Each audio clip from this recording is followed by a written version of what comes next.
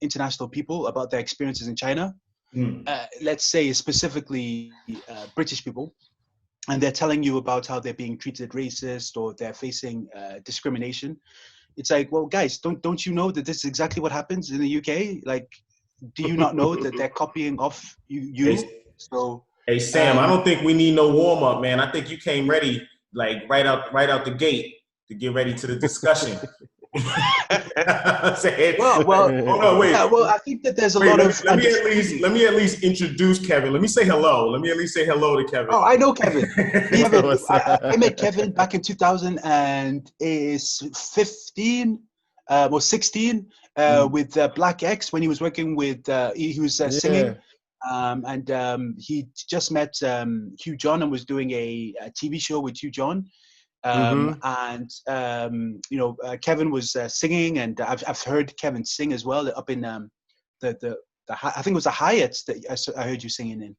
Yeah, it was the Hyatt. I think you came up with the group of the Qs. Black men in general, but yeah, there was the Qs mostly. Yeah. Okay. Yeah. Oh, you a Q dog, Sam? You a Q dog? No. I don't know anything about fraternities, but it was a bunch of just black male professionals in general. Okay. Now, hosted by the Qs. Now, Kevin, you're in Shanghai. Yeah, Shanghai. Okay. You I know you do a lot of music, but you ever Stanley from Book Music? Yeah, I know Stanley. Stan.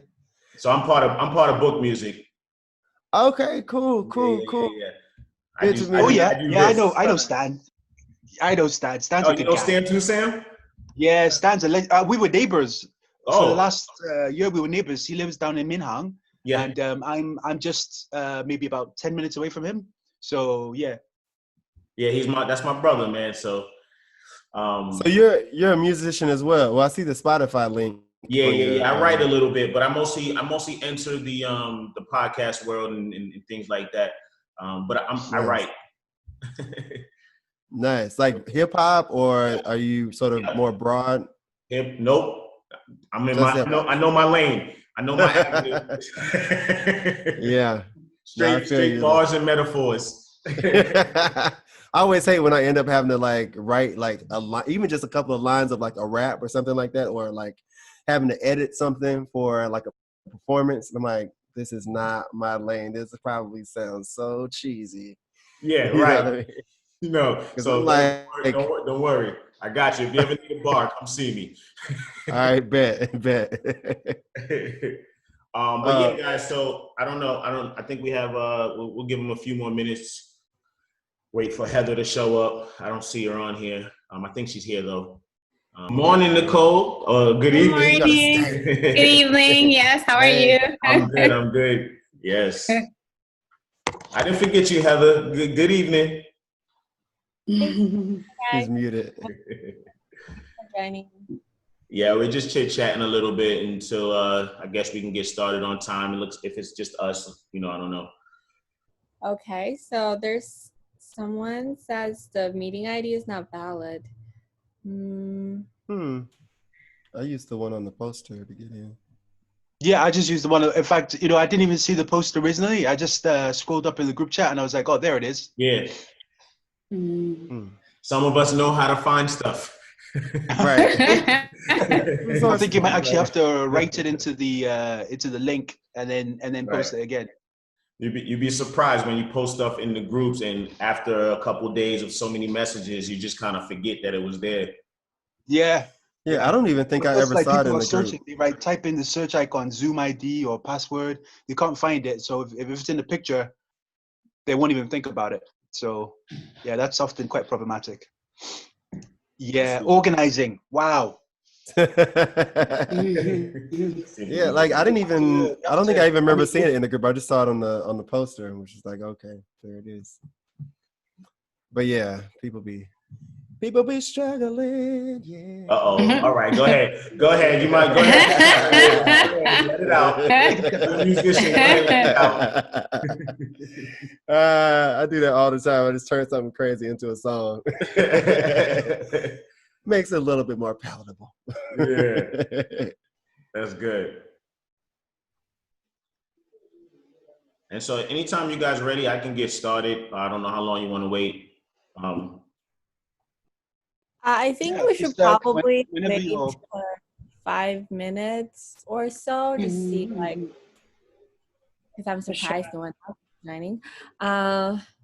And also on my side, all of the screens are frozen, so I can't see you moving. But maybe it's my internet. No, Maybe it's me. all good. Okay. Okay, well, let's get started. First, I want to welcome you. Thank you for joining the Dot Connector event. This is a Seeing the World in Color Zoom and Art discussion that we thought was important, brought to you by the Dot Connector and China. My name is Gary. I'm gonna try my best to moderate, but not control anything. We want to be right around 2 hours or so, maybe less, maybe more, depending on how free flow everything is. The one thing I want to say is that everybody, please just respect others' opinions. Don't be afraid to be yourself, show yourself.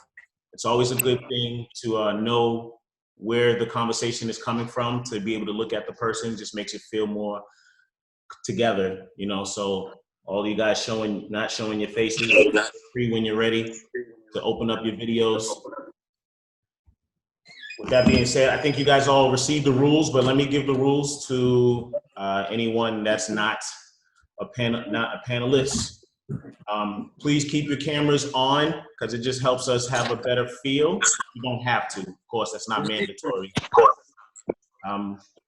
If you need to leave and get a drink, please just do so. Mute yourself, go do what you gotta do, live your life.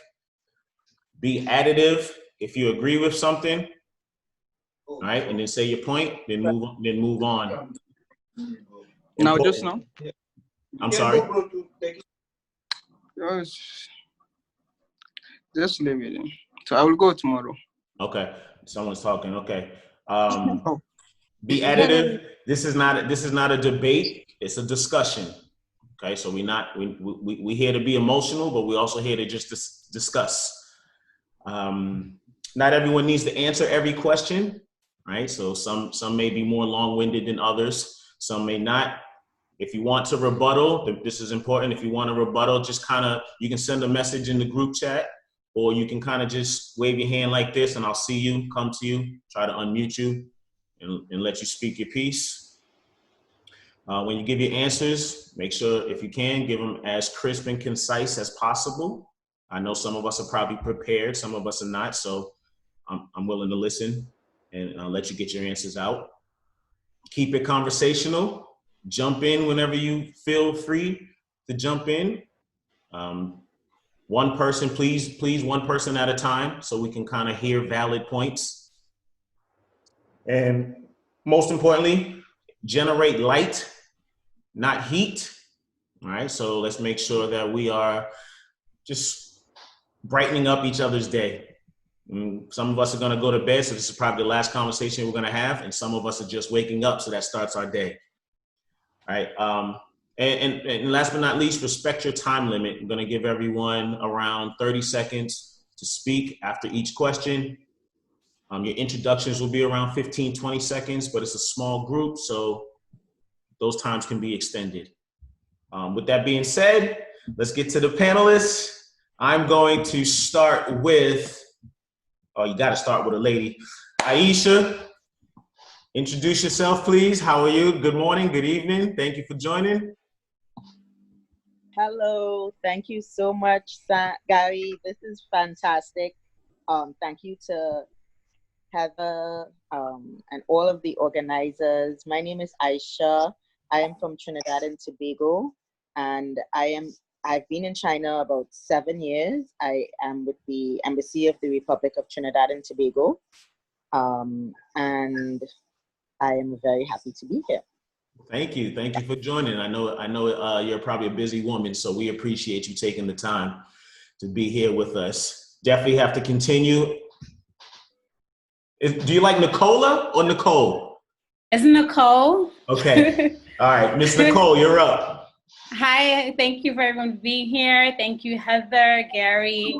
My name is Nicole, as I just said, and I am from New York. My family is from Jamaica, completing my first year in China, and I was in the UAE prior to China for 5 years. So not new to expat, but I am relatively new to China. Okay. Is ready. You're probably ready to go. All right, somebody. Okay, here's let's meet that. Next, let's go to Sam. Sam, there you go. Hey folks, Sam Ananda here. Born in Kenya, grew up in the UK. Been in China 11 now. This year will be 12th year. Currently in the UK.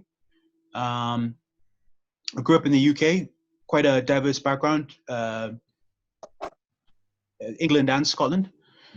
And in China, I'm based in Shanghai. I work with the African Chamber of Commerce. I've been working with them for 3 years, mostly specializing in international trade. So this conversation is pretty much a part of what I do. Okay, and then we're gonna move to Mr. I mean, are you gonna serenade us, or you gonna talk, Mr. Kevin? Just talking today. Okay. I'm on voice of rest. We had an amazing show last night.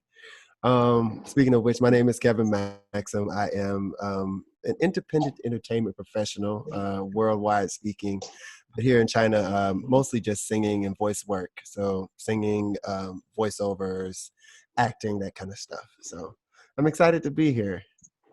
Okay, good. Well, welcome. Thank y'all for having me. And of course, not last, Mr. Cedric, are you there? Hello, guys. Get me? We got you. Go ahead and introduce yourself, sir. Hi, I'm Cedric from Cameroon. I'm in Shanghai since 6 years. I'm a project manager in things, constructions, and interior fit out. And yeah, that's it. I'm happy to be amongst you guys this evening, and I hope the event will be a success. And I will get out of this event about culture and difference. Can you please unmute? You talk up a little bit. Come again, please. Just talk up a little bit. It's kind of hard to hear you, Lou. Oh, you didn't get me? Should I? Hear you just a little bit, but it's okay. I can. Let me see. Okay, go ahead. Hello. Hello. Okay. Yep. Go ahead. Is that okay? Okay. Yeah. This is Cedric from Cameroon. Yeah. I'm in Shanghai since 6 years. I work as a consultant in management in building constructions and interior fit outs. And I'm happy to be amongst you guys today, and I hope the event will be a success. And I can get out of the event with some practical insights about how to embrace the diversities and differences. Okay, good to know. So just let me recap. We have the UK, we have New York City, we have Trinidad, we have China, we have America, and then Kevin, where was your origin? I'm from the U.S., but I'm from Atlanta by way of D.C. Well, no, Atlanta and New York are separate countries. So you factual. Facts. I noticed you mentioned them separately. I was like, oh, okay. Yes, I had to throw that in there. Well, Atlanta by the way of DC. I'm going to ask one more time. I'll just probably keep reiterating it throughout the time. Please, we'd like to see your face if you're comfortable with that. It helps. It helps build the discussion. But I'd like to, before we get to the first question, is there any audience member that would like to just kind of volunteer what you feel, like why did you join this panel discussion? Would you like to share with us? Anyone?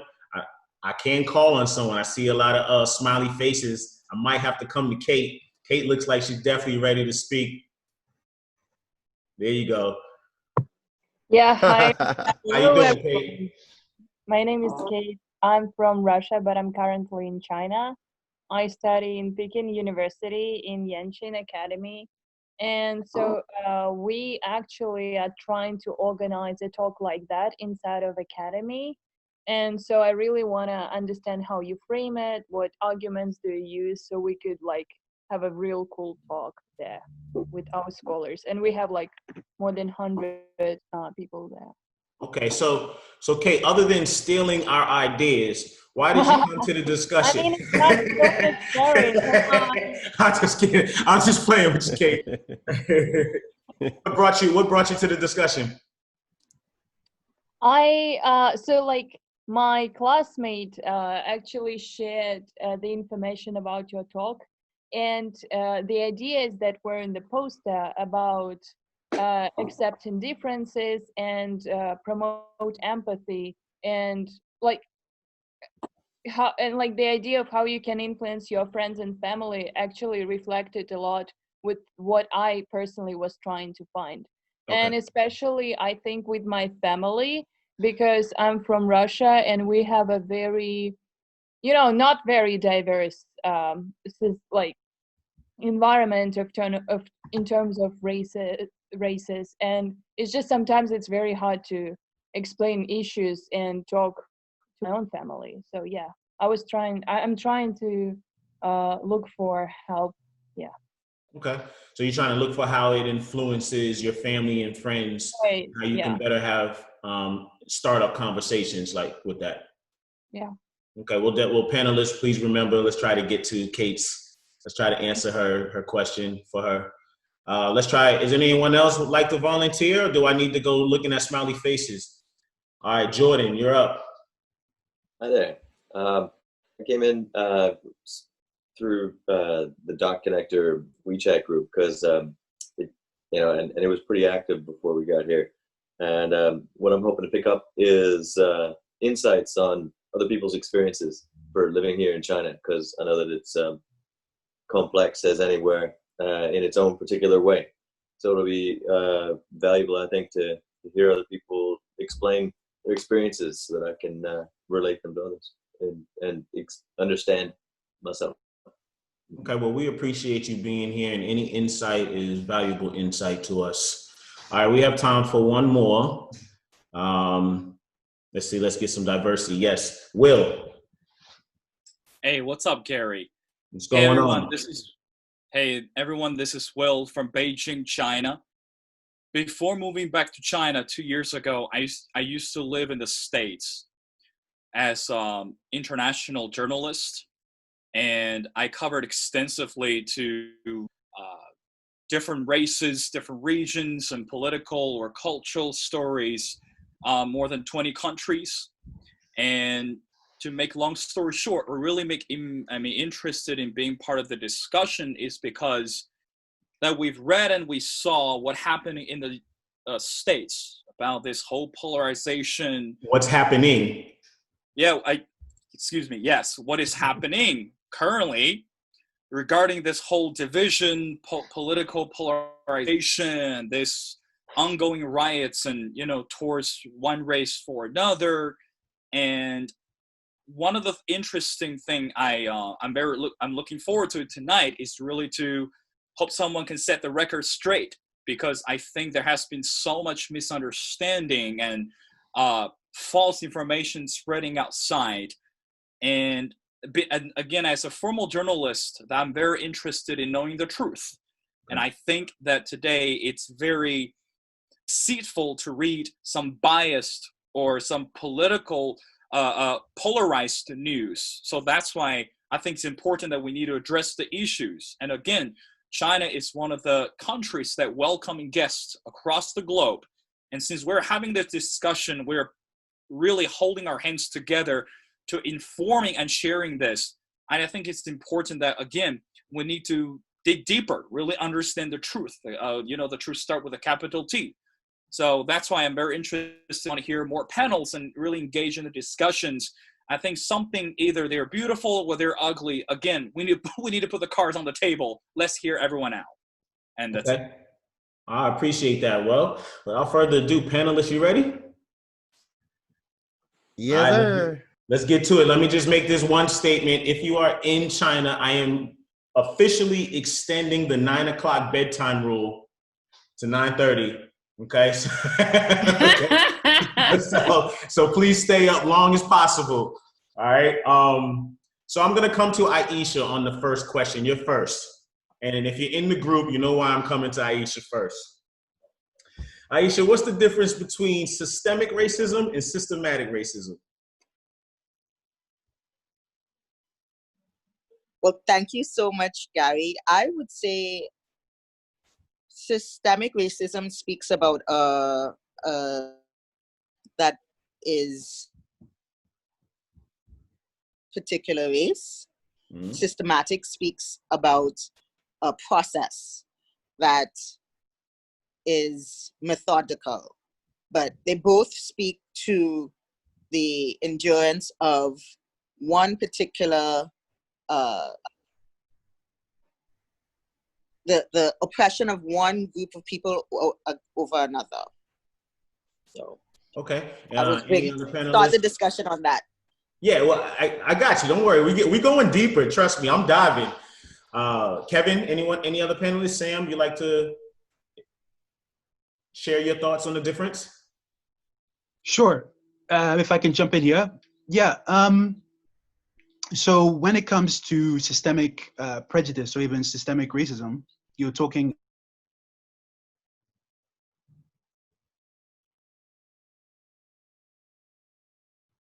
they have a caste system.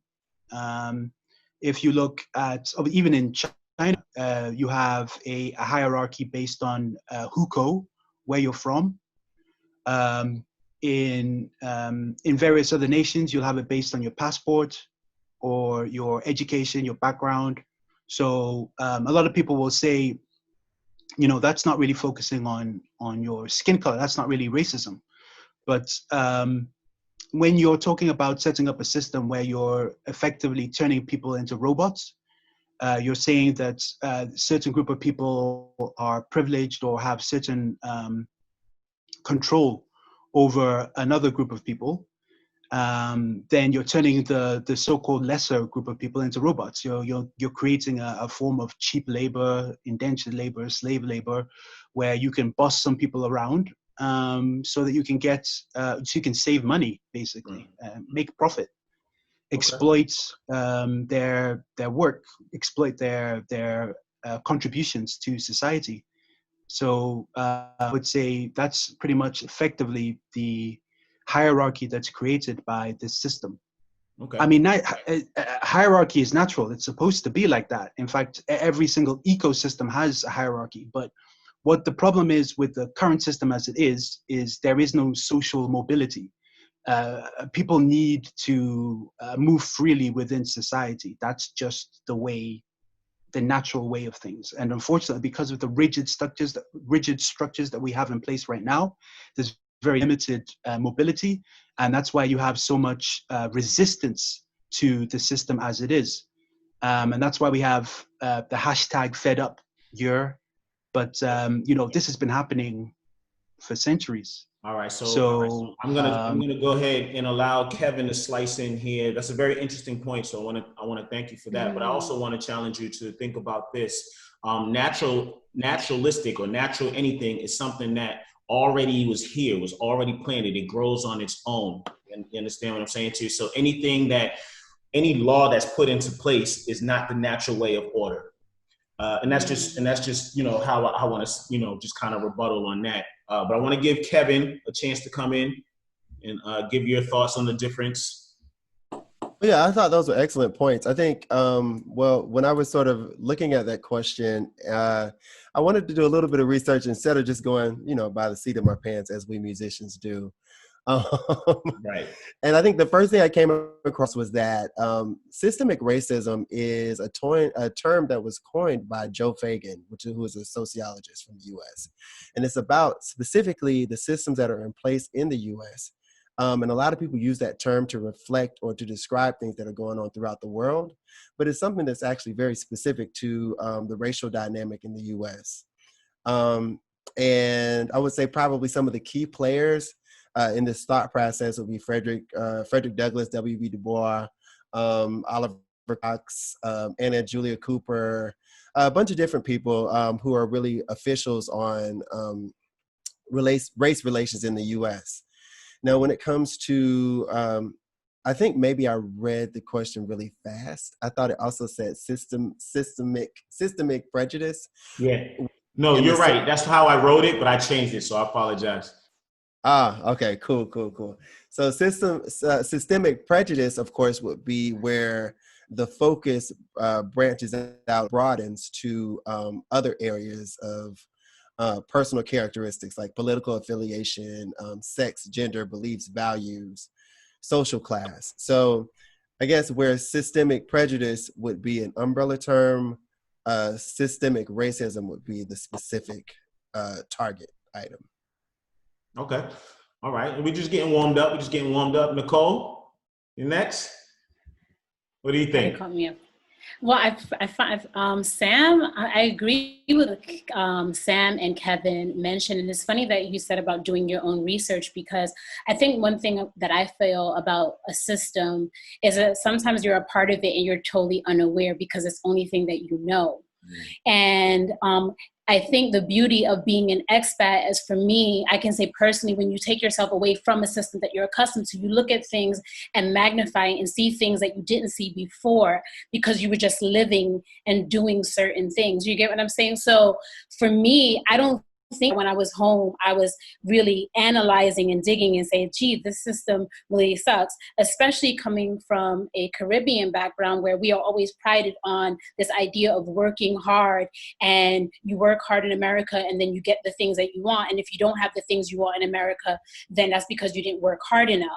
One of the things that I kind of mentioned with Heather prior to this call, initially I didn't even think I was fit for this conversation, because I realized that some of my own biases or some of the ways that I've been trained just growing up, like from a Jamaican culture, I realized that I was even within my own other paradigm because I was influenced by the way that my parents were raised in Jamaica. And I do think there's a big difference when your family comes from a foreign country and they come to America, because as far as they see it, they're bettering their lives when they've left the island where maybe, you know, they came from very humble beginnings. So for a large part of my life, it was just work hard, and that's the only way that you can achieve.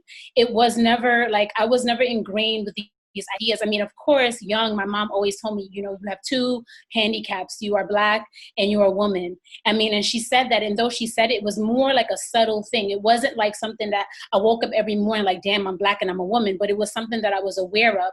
I felt like the thing that was mostly embedded in my upbringing was just the idea of working hard and making sure that I have smart friends, and that was the way to go through life. And honestly, if something happened to me that was bad, let's say police or something, that was essentially something that I did. You understand? So now, as being like outside and being outside of the US for now 6 years, I've been able to see these systems even in a more specific way, just like what Sam and Kevin mentioned. And now I can see, like, I don't know, it just feels like, I think when you take yourself away from the situation, you can really be more objective versus being in part of a system. So in terms of like so I agree, and I can see it now clearly. Not to say that I didn't see it before, but it wasn't something that I started my day with, like, damn, life is really hard for me. It was just like, oh, it's hard because I'm not working hard.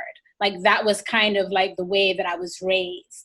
Which in itself is a system, right? That's created, right? Like, so, so and even now I'm having these conversations more with my mother because we realize just like culturally how we were raised so differently, you know, because she's just proud to be in America. Like, that's just how people are. When you get to come to America and you've been living very humbly, like, you're just proud to be there.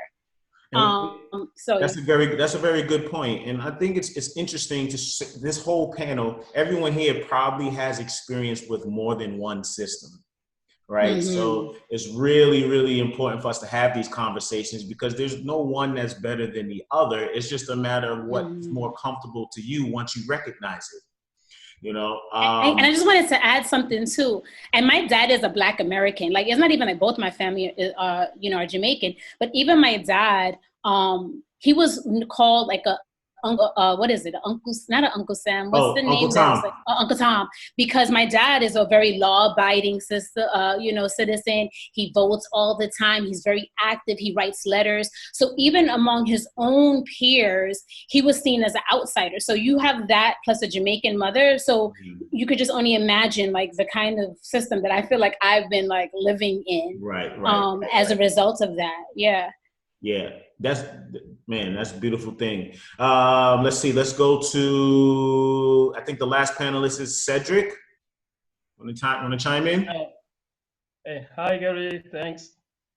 Gary, I would like to, I'm someone who likes to see the direction before diving into the main point. So I have a question for you before I expand on this question. I am not a panelist. Come on. Go ahead. Okay. You have a question? Go ahead. So, I'm actually wondering why do we start the event by trying to get a definition about the systemic racism and systematic racism. I believe you are going to navigate us through that. I just wanted to point out that, so maybe later you can reply to that. Well, for me, the difference between systemic and systematic racism. I will start by systemic racism, and I would like to break down the systemic racism. I will start by the systemic. Systemic actually comes from a system, right? And who says system actually implies an organization or an institution. And each organization that is created is actually for a purpose. It's there to fulfill the purpose, right? It's there to make something happen, right? Okay, when I go to racism, I don't really have a specific definition about what is racism. What is racism? Is it being not allowed to have the same privilege as others, not allowed to take the bus, not allowed to go in some areas, in some countries. Yeah, maybe that's the definition of racism, right? Okay, coming down to the systemic racism. Systemic is the methodology. I mean, I'm just joining what all the other panelists have said before. Is a methodology. I mean, it's doing something according to a methodology. So the systemic racism will be, for me, actually the way it means, right? Like the medium to implement the systemic racism. The systemic racism being institutions or organizations that are put in place to refrain or to block or to prevent a certain class of people, maybe to get to certain level of privileges, or to get the same opportunity, or to enjoy the same welfare, or whatever it is. For me, it's just a roadblock is put there to actually prevent a class of people to make it somewhere. Okay. Well, to answer your question first, the reason why I started with that is because systematically or systemically, it's how we learn. It's how we learn to live, and how you learn to live is how you learn to think, right? So, in order to have a discussion, we have to go back to understanding why we think the way we think. Okay, and that comes from the system that you was raised in, right? So you're a product of your environment. Yeah, can I actually add to that? Yeah, and so I just wanted to open that up with the thoughts and get the mind rolling, and then I can come back and give you the definition. So systematic implies a thorough series of steps that you follow. Systemic means relating to or common to a system. It sounds a lot like the definition of systematic, but in the context of racism, the appropriate sub-definition is fundamental to a predominant social, economic, or political practice, right? So where systematic applies to an approach, systemic applies to the system itself. All right, so just to give you a little context behind what the book definition is. I don't know. Can I add to that, or should I put my hand up, or? Yeah, just do like this for a second, and I can. Yeah. So you made a great point there about how it's unnatural, And in fact, you've actually developed what you just said there in terms of a system that was created, a process that was created, step-by-step process that's created. So then if it's created and it's creating inequality, then you've got to take a look at like why it was created and who created it and how it benefits people. And then you've said already, you've almost answered it there by saying it's part of what we learn, how we learn to fit into society. So how do we learn? Like we're talking about schools, we're talking about education, we're talking about the peers and society around us that creates or supports the system as it is. So then take a look at our schools. You mentioned how America is the focus of the particular systems that we have created around the world. And the particular systems that we've created around the world came around the age of the Enlightenment, which coincidentally came around the same time as the Industrial Revolution, robber barons, captains of industry, people who were influential that were creating business or economic systems so that people could be productive to their society. Now, take a look at your school. Duke, Vanderbilt, Stanford, Carnegie Mellon, Rockefeller Foundation, Getty's Museum, these different places of learning. These different places of learning were built by like super wealthy people that wanted to create workers, people to work for their industries. So when you class like why is this system or how is this system created, it goes back to creating a system for cheap labor. By dehumanizing one group, you have a very cheap labor source. Okay, good point. Good point. Now, now that we've all got our juices flowing and the blood flowing, we're going to get to the next part of that same question, which is how can we be more adaptive to the world that is gradually becoming more diverse and multicultural? What can we do as people to be more adaptive to the world that's gradually changing? And I want to know how you guys think. But before I give you that, I'm going to give you some facts, right? Give you a couple facts, a couple stats. In America, in 2010, this is all based off 2010. So between 2010 and 2050, the Hispanic population would grow from 49 million to 132 million increase over 40 years, right? The Asian population in America is going to go from 14 million to 34 million. And the Black population is going to go from 39 million to 56 million. And then the white population is going to go from 200 million to 203 million. So that right there tells you what's happening, at least in this country, around the world. But it's not just this country. Every country is their numbers are rising in terms of diversity. So tell me how you guys are feeling. And let me see if I can get anybody want to join? Daisy, Will, jump in. Anybody want to kind of add that? Go ahead, Will. Thank you, Gary. I think that's a really good question. Now, as someone who was born and raised in Beijing, China for 18 years, and also lived in the States more than 20 plus years, travel around the world, countries like Egypt, North Korea, Syria, Vietnam, many more.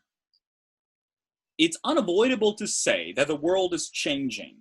And I think it's a positive message that the world is becoming more diverse. And I think this is the beauty that because the world is getting more diverse, so it becomes more attractive for international talents. And that generates positivity. I heard the brother Sam said before, you mentioned all these names and big schools and they're building or they're collecting or however the words you put it. But meanwhile, we're still having this scenario. The reality is the cheap labor, where I can't even agree with the word you said is dehumanizing on this. I think the word is choice. I mean, I live in many countries and I witnessed really how this so-called, if you really work hard, if you really know who you are and keep true or keep being who you are, that you're able to become the person you want to be. And I think there's deep meaning and there's efforts to it. So again, life has many choices, and you choose to become who you are and you choose to make the efforts. It's too often that we always try to blame the excuse on other things because life is not fair, and because we love to victimize ourselves when circumstances are not pleasing to us. So we tend to want to find a way to make us feel better. Well, we want to get into this so-called comfort zone, or this peers and groups to say, oh man, I feel really bad. Can you feel me? Or say, man, I'm not getting what I wanted. Are you part of this? But meanwhile, you really need to take a step back and really ask yourself the question is, hey, listen, maybe there's something I should change, or maybe there's something that I can't do because the world is going towards that way.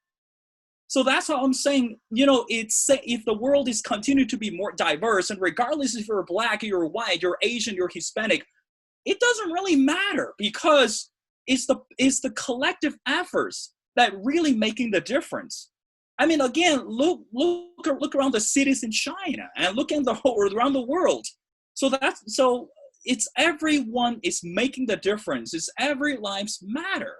So I would say, not really pointing finger, not really to say, hey, that's not fair, or that's not cool, that's not acceptable. Again, you're living in the world, and we know the cliche, we know the model is life is not fair. I mean, life has not been fair for anyone. And even though we mentioned the founding fathers, when we go back to the American history, go back to more than 235 years. Again, it's who you are and what you can do and where you want to go. Those things matters the most. So I would say not really to say what is wrong with the world. And instead of saying that, or instead of being afraid of the changes, let's embrace it. Let's do something about this. If there's anything I can do, if anything I can change, do it. I mean, that's why my grandma always says, she's 85 years old, and she always says, actions speak louder than words. Let's do something about this. Let's not victimize who we are. Let's not have a pity party about this. Diversity, so what? Globalization, so what? If you know who you are, if you really know your value, brother, you got the food on the table. I get it. Well, first of all, let me say this, Sam. I definitely appreciate your passion for that conversation. The second thing that I want to rebuttal is we're not going to do that. Black lives matter. Not all lives matter. And the third thing I wanted to tell you is, man, you look like you could be ready to join the revolution. So let's get started, brother. I'm joining. I'm with you. But let's get back to the panelists. Let's go to Kevin. How are we going to adapt to this changing world? Kevin's frozen with the good smile. Let's go to Nicole. It's funny because that guy's name was Jordan. Was it Jordan that was speaking? I only wanted to comment on what he actually said, because it kind of connected to what I started with. And I think I didn't realize that having that frame of mind, because I get where he was going with the conversation, and I totally agree with you, this conversation about Black Lives Matter, that's not the part I'm talking about. However, but I think even having that thought process in itself is a privilege. I think a part that, I don't know if it's gonna be part of the conversation, but psychological, the psychological effects of racism, slavery, and the things that continues to happen all over the world, it has a really damaging effect, which impacts the way that you view yourself and the way that you think and the way that you feel that you can navigate just like life.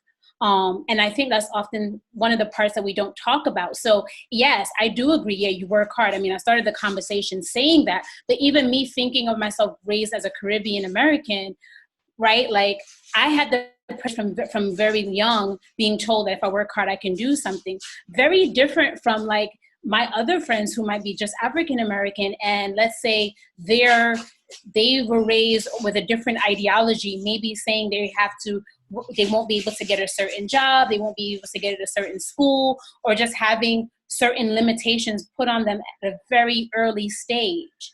I think that really impacts on your psyche and the way that you view yourself, which makes it hard, right? Because what is faith? It's just a repeated belief.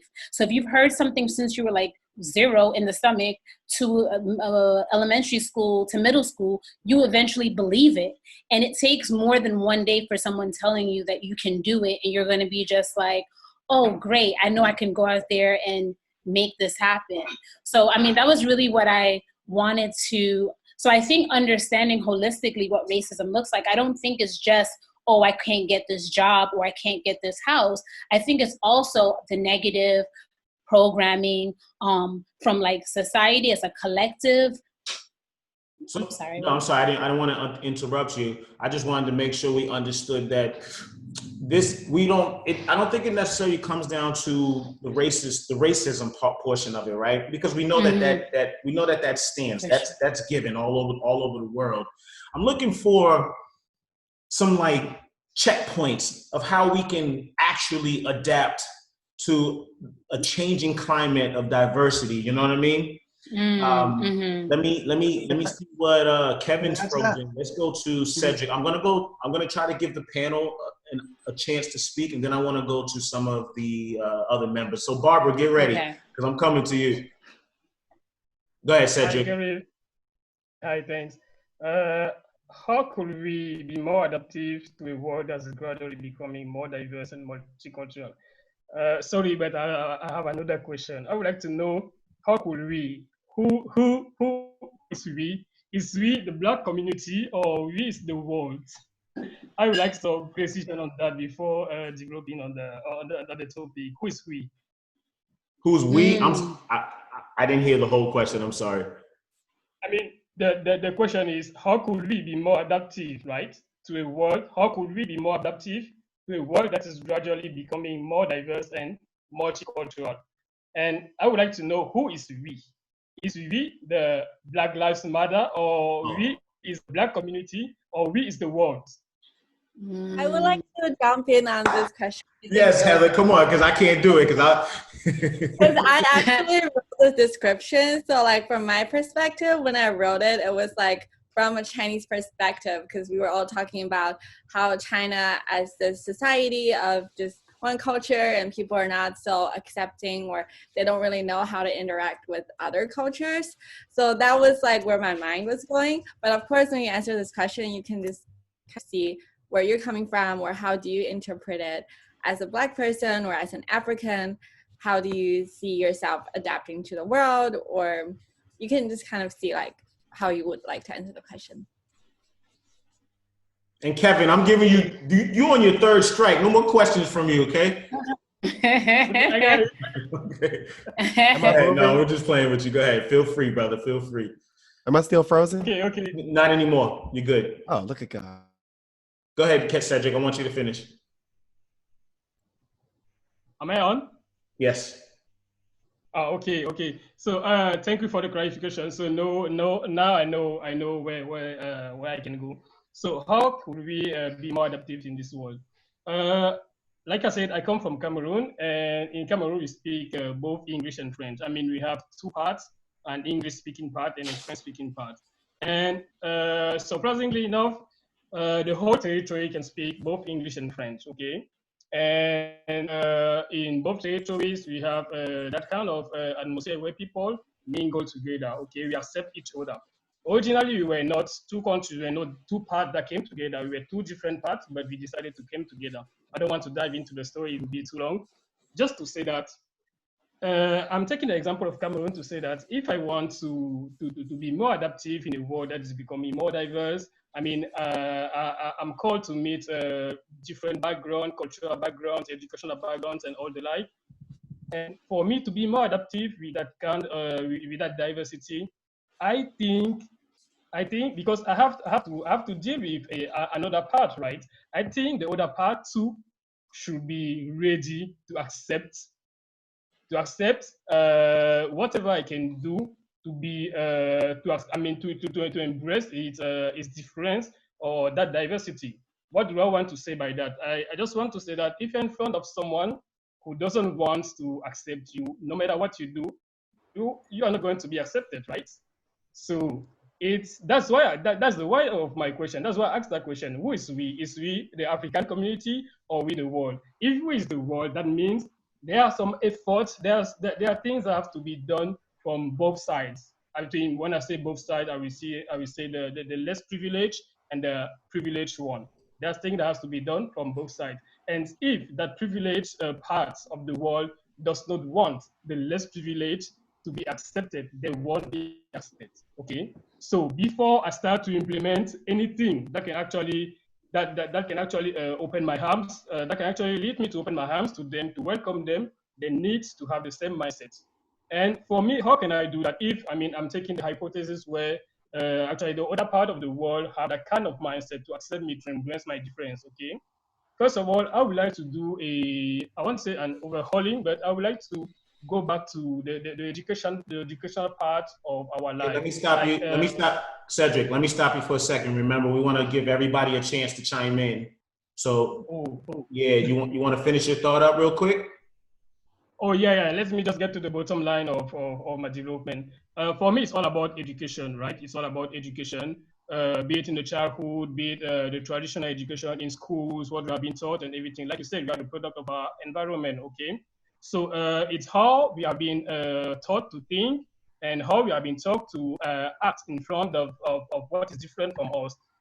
There is a need to go in and work on that And as an adult, for me today, things I'm lacking, right? Things that don't really allow me to be open to the difference.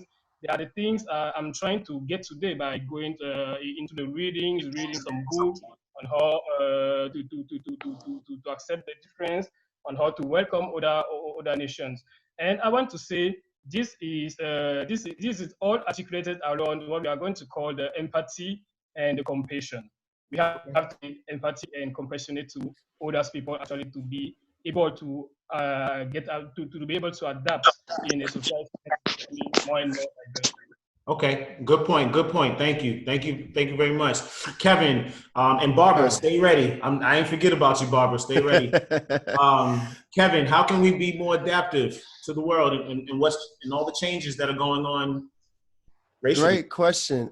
Actually, I think that Will's response had some really, really great nuggets in it.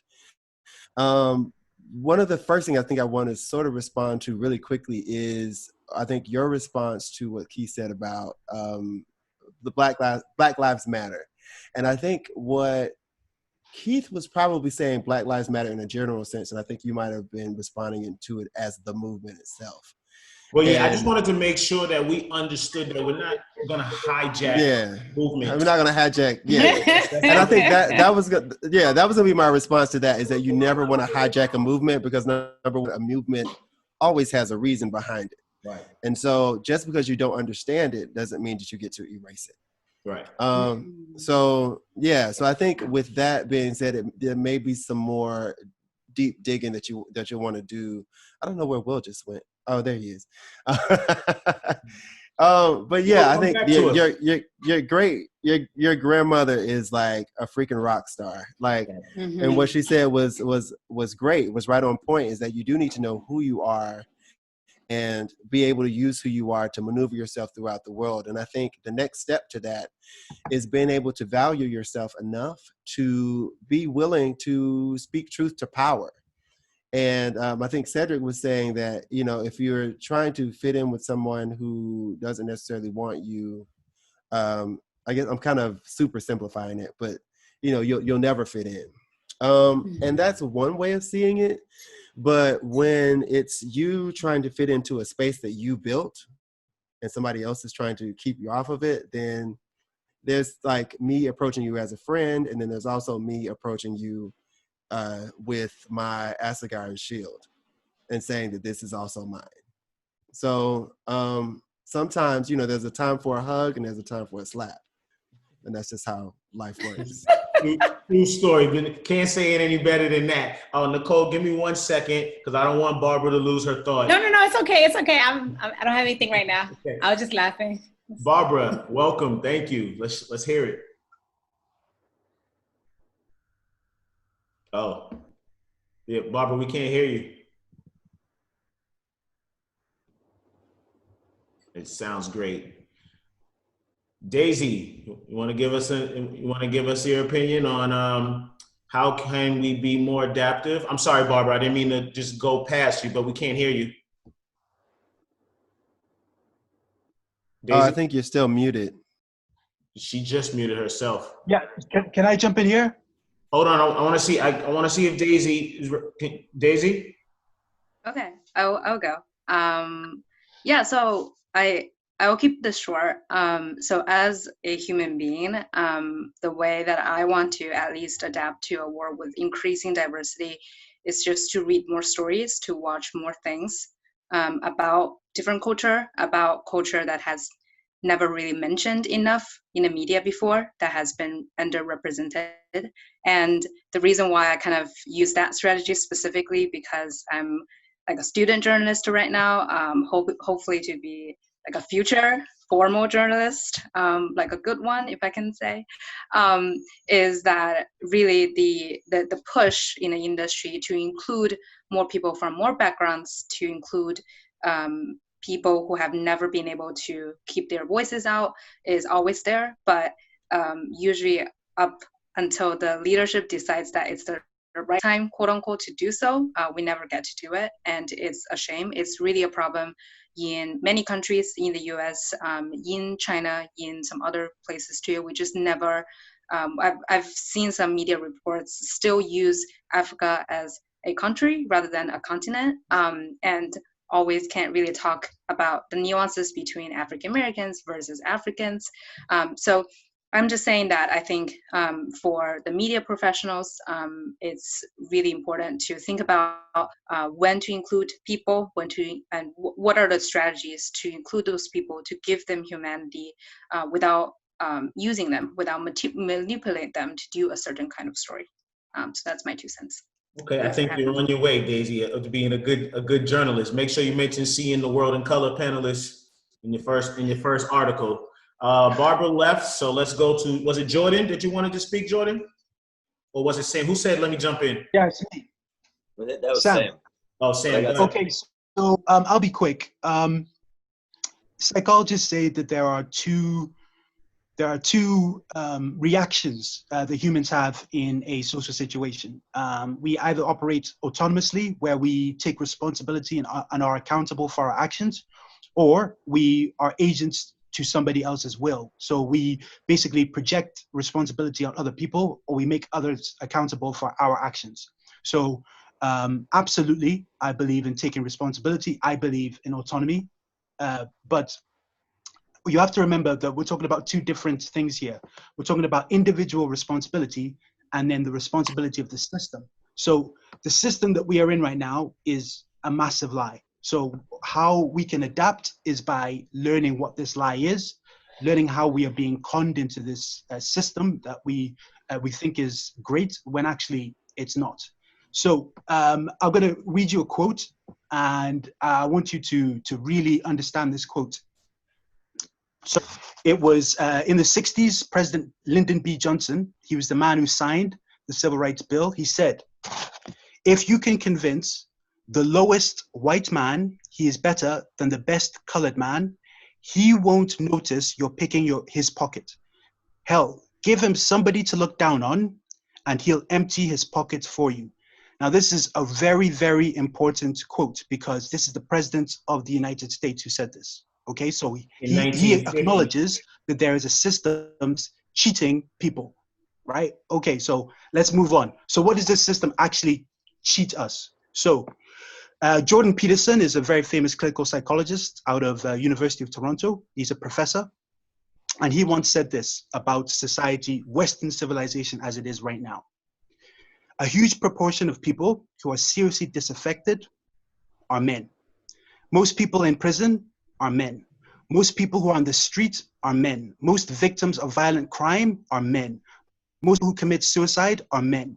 Most people who die in wars are men. Most people who do worse in school are men. Now he's talking about Western civilization, the Western system here. So he's obviously talking about mostly white men. Obviously, there are people of color in that system, but he's talking about mostly white men. So this idea that we're operating in a system that is perfect, that is ideal, is wrong. We should be changing this system because it's affecting us. So let's get out this idea that everything is okay. No, we should be upgrading and modernizing and improving on the system as it is. So what is this con trying to teach us? So what's happened is we are taking a tiny substrata of hyper successful men and then using that to represent the entire structure of Western society. We're being shown the top 1% of Western society as if that is how you want, that is Western society. But really, 99% of the society are broke. 99% of society are described as Jordan Peterson said, as victims of the disenfranchised, of the disaffected. This is 99% of the population of the world. So how do we adapt? First of all, we have to take responsibility. We have to be able to say, okay, I don't want to be a part of society where I'm going to be, I'm going to kill myself. I'm going to die of cancer. I'm going to have an extremely poor diet. I'm going to end up in jail. I have to take responsibility of that. I'm not going to say, oh, it's somebody else's fault. It's somebody else's position. It's somebody else's society. It's the politicians. It's the elites. You know, there's absolutely no reason to do that. This is the big lie. We need to be able to say, okay, this is a lie that we're taught. We need to take responsibility and we need to change it. So that's the number one way that we need to adapt. We need to build, we need to get organized, have organizations built that will help us get out of this system as it is. So we need to organize as a global family. Yes, as a global community, everybody needs to organize. Everybody needs to be able to say, this system is not helping us. We need to do something to make it better. We need to start putting more opportunities into our community. We need better education systems so we know how to use our money, how to use our taxes. Where are our taxes going to be put to our society, into our community? And how can we actually build a system where we're generating wealth in poorer areas so that poor people can lift themselves up? And, you know, the fact that we're, you know, in China. I want to mute you, Sam. You're going over your 30 seconds. I'm sorry. I just want to give a praise to China. Yo, in 30 years, China has become a top economy. So copy and paste some ideas, guys. Okay. You know what I mean? Okay, good. I want to make sure because Barbara came back. So I want to make sure we all get our chance. And let Barbara chime in. Sure. So I had to exit and re-enter to adjust my privacy settings. So apologize for that. But the question that you asked originally, what needs to change? How do we get that change going? And kind of dismantling the structures of inequality is where we need to start. And quite frankly, as a white woman, I think a lot of that relies on us. You know, the people in power need to be an active participant in dismantling their privilege. And so when I think about how can this change in my industry in higher education, and maybe Nicole also has some experience with this in international education as well, a lot of times when you're applying for a job, they will ask about native English speaking. They will talk about passport. They will ask about sometimes there's a photo requirement. And in my organization, we actually put forth petitions to have ISS, Schroll, and some of the major international school hiring firms to get rid of those. And that's happened just this spring, that our organization was called to action to get rid of those structures that were, because you hear these myths like, well, where there aren't enough qualified teachers of color, and that's just clearly not true. But when you're putting in these barriers along the way, whether it's by passport or native language, perhaps in this group, many of you are multilingual, and the fact that English might be your second or third language, but you're completely fluent, the fact that you'd be discounted from a position is it's senseless. So. And just as a bit, obviously I'm North American, and I've been in China for about 19 of the past 31 years to put my lens Oh, on where Chinese. I'm coming into this. So you're Chinese. Yeah. Yeah. So you're not North American anymore, okay? Well, I've been back and forth, and I'll be honest, when Nicole said New York, I was like, I'm just over the bridge. Oh, nice. New Jersey, okay. Sweet. Well, that's a great point, Barbara. And I want to thank you for that. But I also want to make sure that so this conversation, I like the fact that we go into changing the system and things like that. But let's be clear.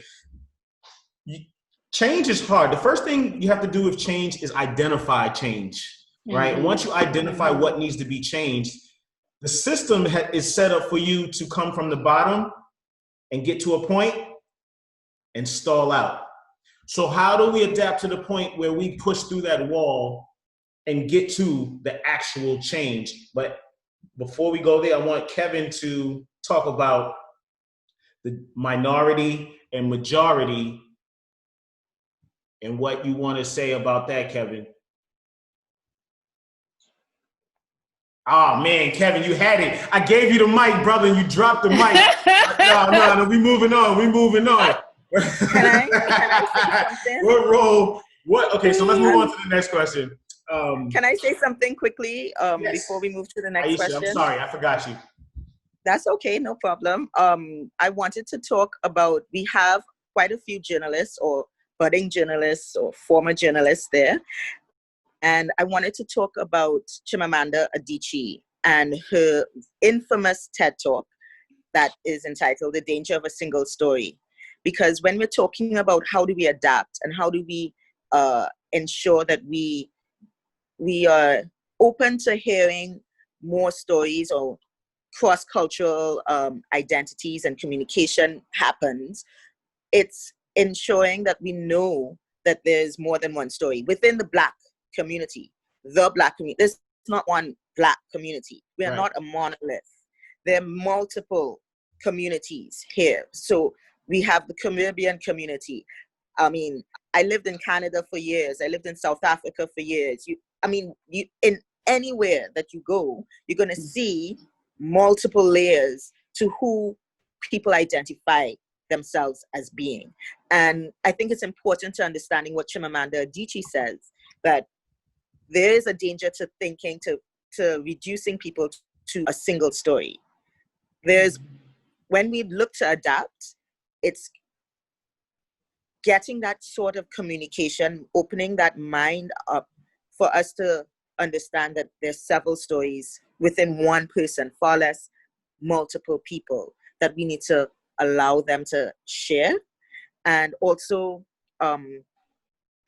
apart from the danger of a single story, which deals with communication, so whenever we're looking at it, we're looking to get diverse stories and diverse voices heard.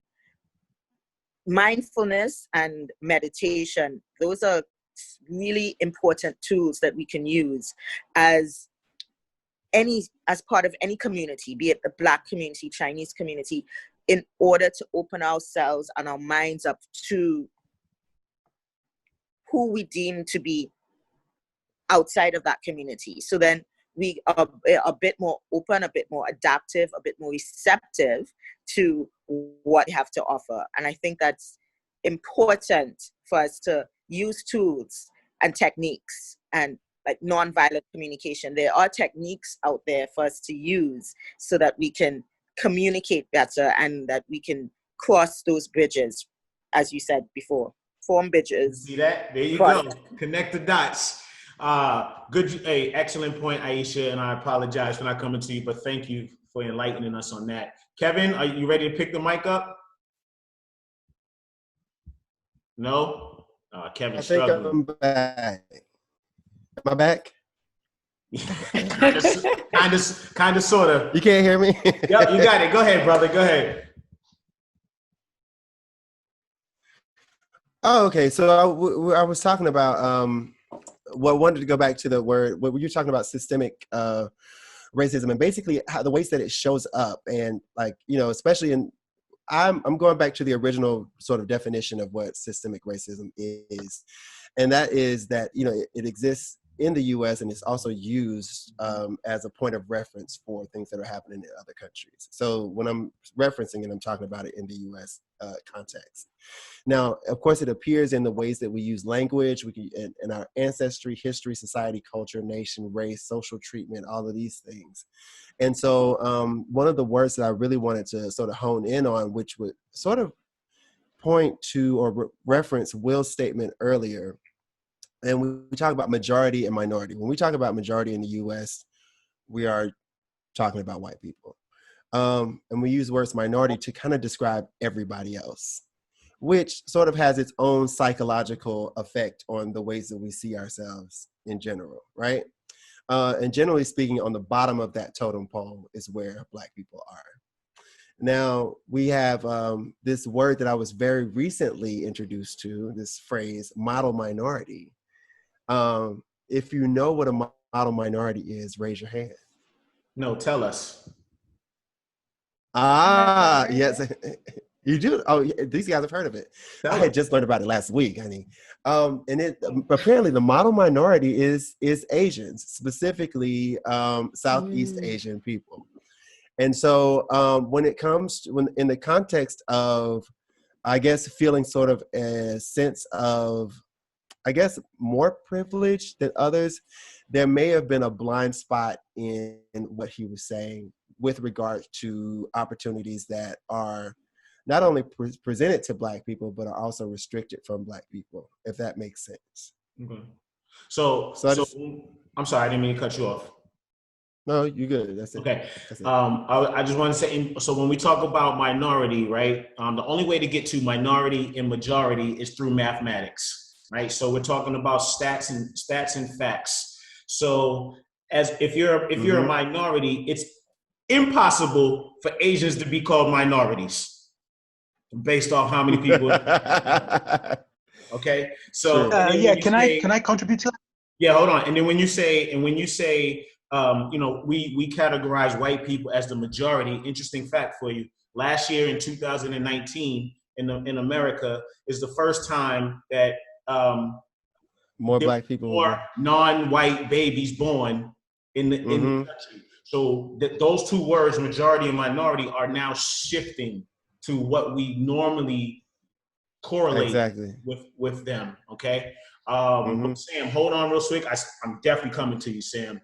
But I want to get to this because I want to make sure I answer Kate's question about what role we play in influencing our families and friends when it comes to racism and prejudice. Can someone answer, and then I can let you jump in, Kate? Let's go to Cedric. Go ahead. Hi, Gary. Thanks. What role do we play in influencing our families and our neighbors when it comes to racism and others? I just want to generalize it and say others' life matters issue. Well, I think, like I said before, education is the key. Education is at the bottom of everything. Me coming from Cameroon, I'm in China since 6 years, and I've experienced a lot of different situations. And I have friends in Cameroon who wants to come in China, and they will sometimes ask me, "How is China? How are Chinese? Are they welcoming? Can I set up a business there? Can I find a job there? Is it better than Cameroon? Why anyway? What are you doing there?" And I think this is when I play a critical role into educating those friends. For example, if I convey the negative image of China, be it that it is negative or positive, that's it. I've done the wrong, and it will just spin into the mind that, okay, China is not a welcoming country. I cannot go there. I better go in another country if I'm looking to leave my own country for whatever I want to do, right? So this is where we need to be very cautious with what we communicate to others, to our families, to our friends around us. And yeah, we might want to give that positive image of something, a situation, a country, a friend, a person. But if that positive image is not actually genuine, it's not real, we don't believe in it, we don't feel it, right? We cannot communicate it that way. So I will say we need to educate ourselves, first of all, before we can actually educate the surroundings. And we need to put ourselves in a position where we are not, I want to say, emotionally weak. What do I call emotionally weak? Emotionally weak, I call emotionally weak when we are not strong enough to understand certain circumstances in the life and actually turn it into an advantage. For example, you are being wrong. Okay, it's wrong. That person has done you something bad. You don't like it, right? You are resentful against that person. But actually, you can turn that in something good. You can turn it in something good. And why not even changing that person? I mean, finding ways to actually make that person realize that what he just did is not good, and he has better way, he can do better, he has better way to do it, and that will actually help you yourself to be able to not to see everything in black or gray, but sometimes, I mean, even the black for you can come colorful, right? And that's how you will be very cautious when conveying that information to whoever is around you, be it your family, be it your friends. So it's about education, educate ourselves first of all, then we will be able to influence the other in a positive way. Okay, I like that. I like that. Nicole, you want to chime in on how we can influence? What's our role in influencing our family and friends? I would definitely say I mean, I agree with most of what Cedric said. I mean, I think once you decide to move overseas, I would believe that you are open-minded in some aspects. I think coming here with an open mind and knowing that you are also, I feel like kind of like what Aisha mentioned, this idea of being open and knowing that everyone is here to teach you something. And I think that when you share your experiences back home, like kind of giving them a well-rounded view. So if you're going to share the lows, make sure that you share the highs, because I think that if you only share the lows, then naturally we just create this continuum of like a negative experience. And also providing context. I think even within negative experiences, sometimes there's some where the problem actually happened. Maybe it was lack of understanding, some ignorance, and maybe you had to have a teachable moment. And also on the flip side, right? They're, kind of just connecting with people and trying to, it sounds cheesy, but kind of getting to know people on a human side versus let me try to get to know you to prove me wrong on what I've heard about you. Like if you're a Black person, you don't want someone coming up to you and saying, I'm just using stereotypes like, oh, so I heard you like fried chicken. Like, you want to have some chicken? Like, that's totally ignorant, right? Or if I was coming up with a Chinese person, like, let's go have some noodles. Like, I think that that's what creates a lot of division and defensiveness. But I think if you're generally just trying to, genuinely trying to get to know someone on a human level, then I think the next level would be then getting to know them. And then you share those experiences with your family. And I do think it allows them to be open. Absolutely. Phenomenal point. Kate, can I come to you? Let's see if we can unmute Kate. There you go. I just wanted to make sure, because that's what you had said that you came here for. So I just wanted to make sure that we can kind of help you. It was like, that is definitely like my biggest, let's say, struggle. Mostly to talk with my family. My friends are more open people, and we are trying to support the Black Lives Matter movement, and we try to educate our friends who will say that every life matters, and you get me. But yeah, with my family, it's much harder, and I actually cannot find ways to I do see improvements right now when I talk to my parents, for example. And my best strategy is I always push into the idea of empathy and love, and I explain. So I give examples on a state on governmental level, and I explain them the situation with colonialism and what the European states did, and how right now it influences the whole continent and people there. And then I try to share some personal stories, especially from my friends who live in Guangzhou. Yeah, but it would be really great to maybe, is it possible to have guidelines how to talk to people? Do you think that there is the possibility to write guidelines for that, or it's something impossible and you should go with No. the flow? Well, when you're talking about communication, there's a lot of ways to communicate to people, right? So there's no real guidelines to communication. I would say the first thing is, before you can educate someone else, you got to educate yourself, right? So you got to make sure you understand what you're teaching to someone else. And I think they're your family. So you have to talk to them in ways that you know that they can relate to. You have to find points that they can relate to start the conversation. And Sam, go ahead, jump in. So for me, my family belonged to Kenya's lost decade. We moved to the UK back in 1989. We're British citizens. We were economic migrants, and although we had our problems in the UK, for example, my mom couldn't get a degree. Well, my mom couldn't use her degree to get work, so she had to get her degree here. And my dad got his doctorate in the UK as well. So I come from a place of privilege, and in terms of how I use that privilege, obviously, I built my business in China. I have the African Chamber of Commerce as well. So I use that knowledge that I've gained to basically support businesses back in Kenya.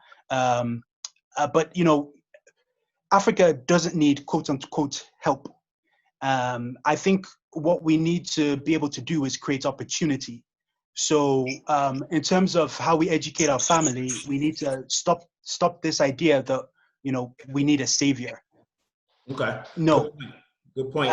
Absolutely, what we need is opportunity. So education on opportunity, sharing that kind of knowledge to our parents, knowledge to our peers, that way of being positive about how we engage in our environment, not thinking like victims, is a really important way of changing the community that we are in, using our privilege to change that community. I think even right now, the Black Lives Matter protests have happened in 80 different countries. People from all different backgrounds are participating. And I think this is a really opportunity to show that everybody wants changes to systemic inequality. Okay, there are definitely people that don't understand or are resistant to these changes, but change is natural. Change is always happening.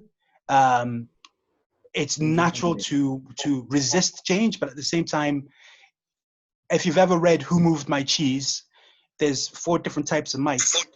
It's better to be Sniff and Scurry than the 2 mice who are left to die.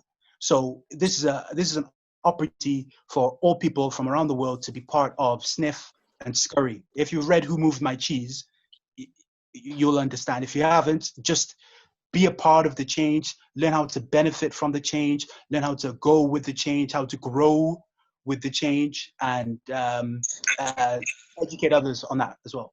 Okay. So Kate, I hope that helped you, give you some clarity and help you understand, maybe moving forward with your family.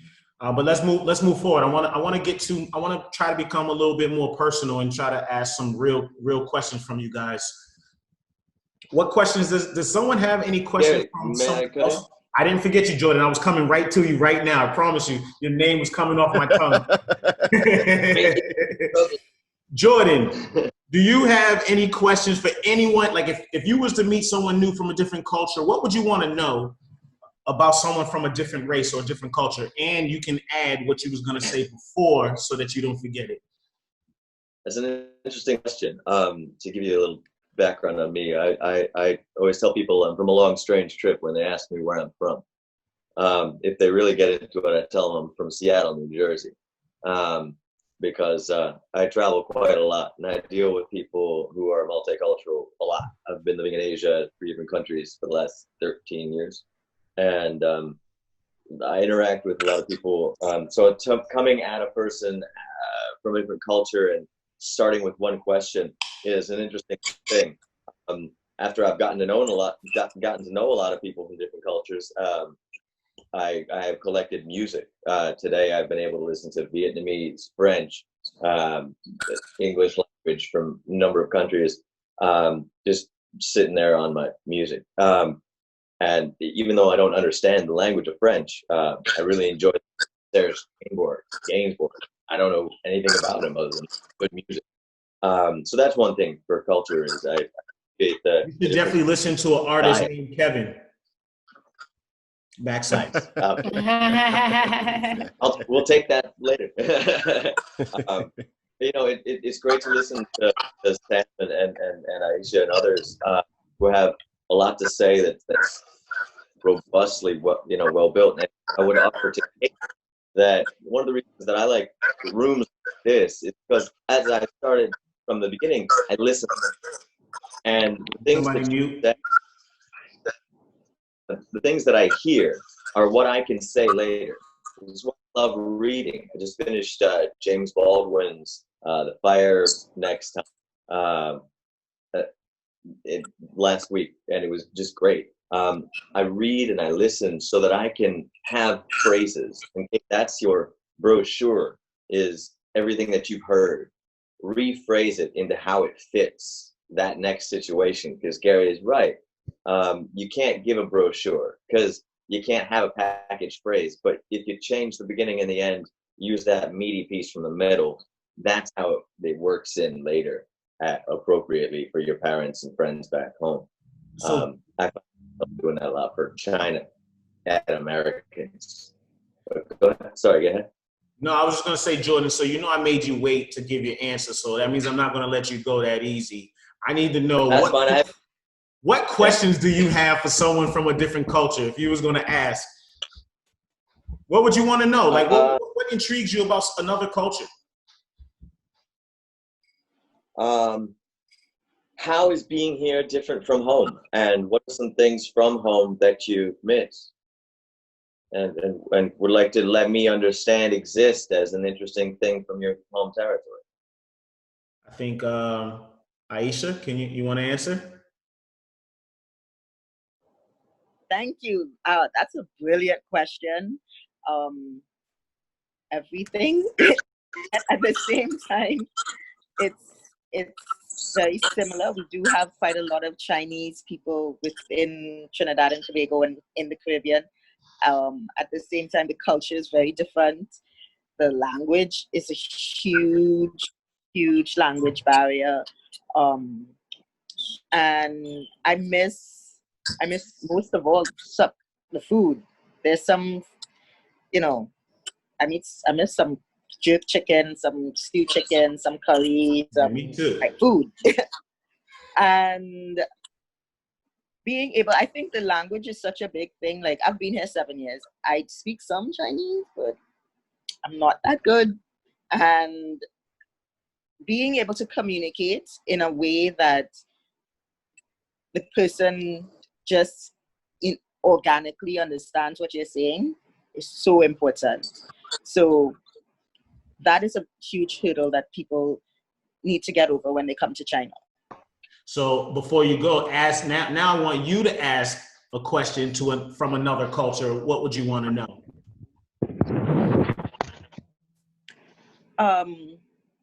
So I'm asking what I want to hear from a different culture. Yes. Like if you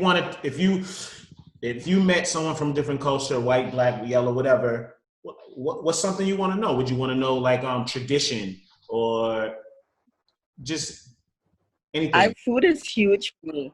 I want to know because for me, and I see that a lot with Chinese people as well, food is a huge way, a mechanism of bonding, of understanding culture, of understanding tradition, of understanding identity, and what's important to people. So for me, like, I want to know what is your favorite dish to make. Like, when you eat that, you're transported back to home. What for you signifies home when it comes to food? Are you talking to the Asian community or are you talking to everyone? Anyone. Okay. Who's not Caribbean? Kevin, I see your hand, but I kind of want to get. There's a new face, Lewis. You want to chime in, Lewis? Yeah.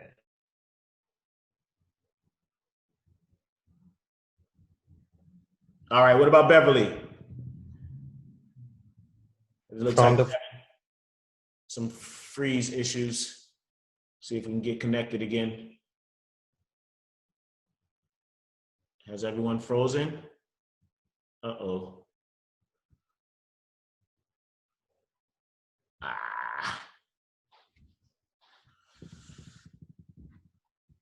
Good.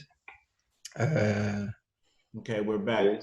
Instead, their Explaining culture why themselves. by the way, Sorry? that was a great explanation. Great response. So, yeah, that's very much how I, in a way, when I dodged the question in the first place. Yeah. I think even to add to what Lewis said, I thought that was brilliant. That not everything, some people may not feel comfortable being an ambassador for an entire culture. But even when you talked about the fact that some things are important to one culture, not important to the other, I think it's important to realize that like importance looks different in different cultures. Like we express how important something is in a different way. So for example, I think just about anybody might say that like their parents are important to them in some way.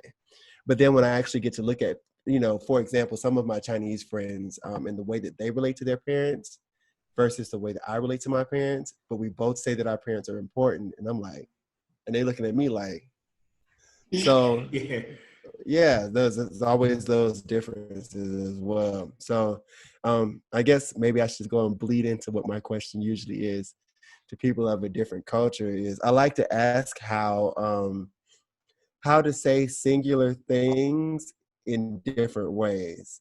So like, for example, we would talk about going to the metro and which stop I would want to stop at. And so a lot of times one stop is very convenient for the DD driver. And I'm like, not really convenient for me. So I'm like, no, not right here. Don't stop right here. So there's like maybe, I think my friend described like 3 or 4 different ways that I could say it, but in a way that's not disrespectful to the driver. You know what I mean? Like, just like in English, I wouldn't say, nah, don't stop right here. I'd be like, yes, oh, excuse me. I probably would. All right. That's how y'all say it in New York. Y'all be like, nah, not right here, shorty. Be like, nah, what are you doing? Get out of here. Get out of here. Stop at that exit too. Come on, man. You would cuss them out getting out the car. Yeah, so. Nah, and like down south, they would be like, clutching the pearls. So, yeah. Okay. Yeah, that's usually one of the things I like to ask. So, someone want to answer that? I think that was a specific question. I don't know. I wanted to just say I just agree totally with what Lewis said, because as I think about myself, I represent 3, I'm Black, then I come from a Caribbean background, then I'm from New York. Even that, like when people realize America, like there's a different culture, like if you're from the North versus the South versus the Midwest. So sometimes it depends on what we might be discussing. I might be making a connection to my Jamaican upbringing versus it might be something else I might discuss where I'm making a connection to being from New York and like just in the terms, just like what Kevin just said, or something else might just be like a generalized American. I'd be like, oh yeah, that's a very American thing. I'm so American about that. So it really depends on, especially a person's background. You might be speaking to 3 different things. And I didn't even mention your family life or your, so even with that, it can get real complicated. So I agree with Lewis how sometimes you can't try to have someone like represent a whole culture, race, or anything, because there's so many different like just levels to that, or layers, I should say. Okay. Yeah, very much. Yeah, good point. Beverly, you've been here the whole time. We haven't heard from you. I know there's something you want to say.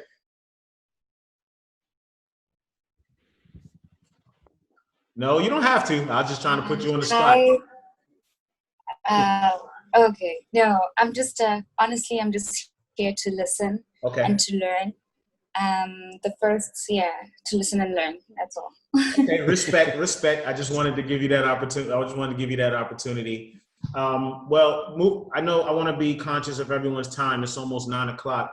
So I want to get to the last part of the last question, which was about the Black Lives Matter movement, but I don't want to ask it in a way to what's the significance of it, because I think we've kind of covered that already. I want to ask it in a way, what has been some of the experiences of being different in China as it pertains to the Black Lives movement? Go ahead, Kevin. I think for me, this is the first time since that's all started, I want to say about 4 years ago, where I've been able to, I guess, find opportunities to directly discuss Black issues or Black American issues and have the conversations about how that differs from my life here in China. It's been kind of refreshing and also stressful at the same time. Okay. Anybody else want to share any experience? Sam, how you feeling? Yeah. So I think I want to touch a little bit on what Kevin said earlier about model minority. So what I found is a lot of people have a sense of apathy to what's been happening around the world purely because they haven't experienced that particular event or aspect of inequality in their lives. So one thing someone mentioned was that the model minority would be Asian. Well, actually, if you do a bit of reading on the model minority myth, the model minority myth actually expands even to Africans. If you consider Nigerian migrants in America, they're one of the most highly performing groups in America. So I just want to talk about those two, even Indian Americans as well. So I want to talk about those three groups. So before civil rights, for example, China, in the Americas, they suffered from the Chinese Exclusion Act. So they weren't allowed to become citizens of America. They weren't allowed to own property in America. In fact, the federal housing said that it was illegal to give property to anybody who wasn't white. So both Asians, in terms of Indians and Chinese, and other Asian communities, African communities as well. So we're not talking about local African Americans who were enslaved there hundreds of centuries ago. We're talking about African migrants who moved to America in the 19th or 20th century.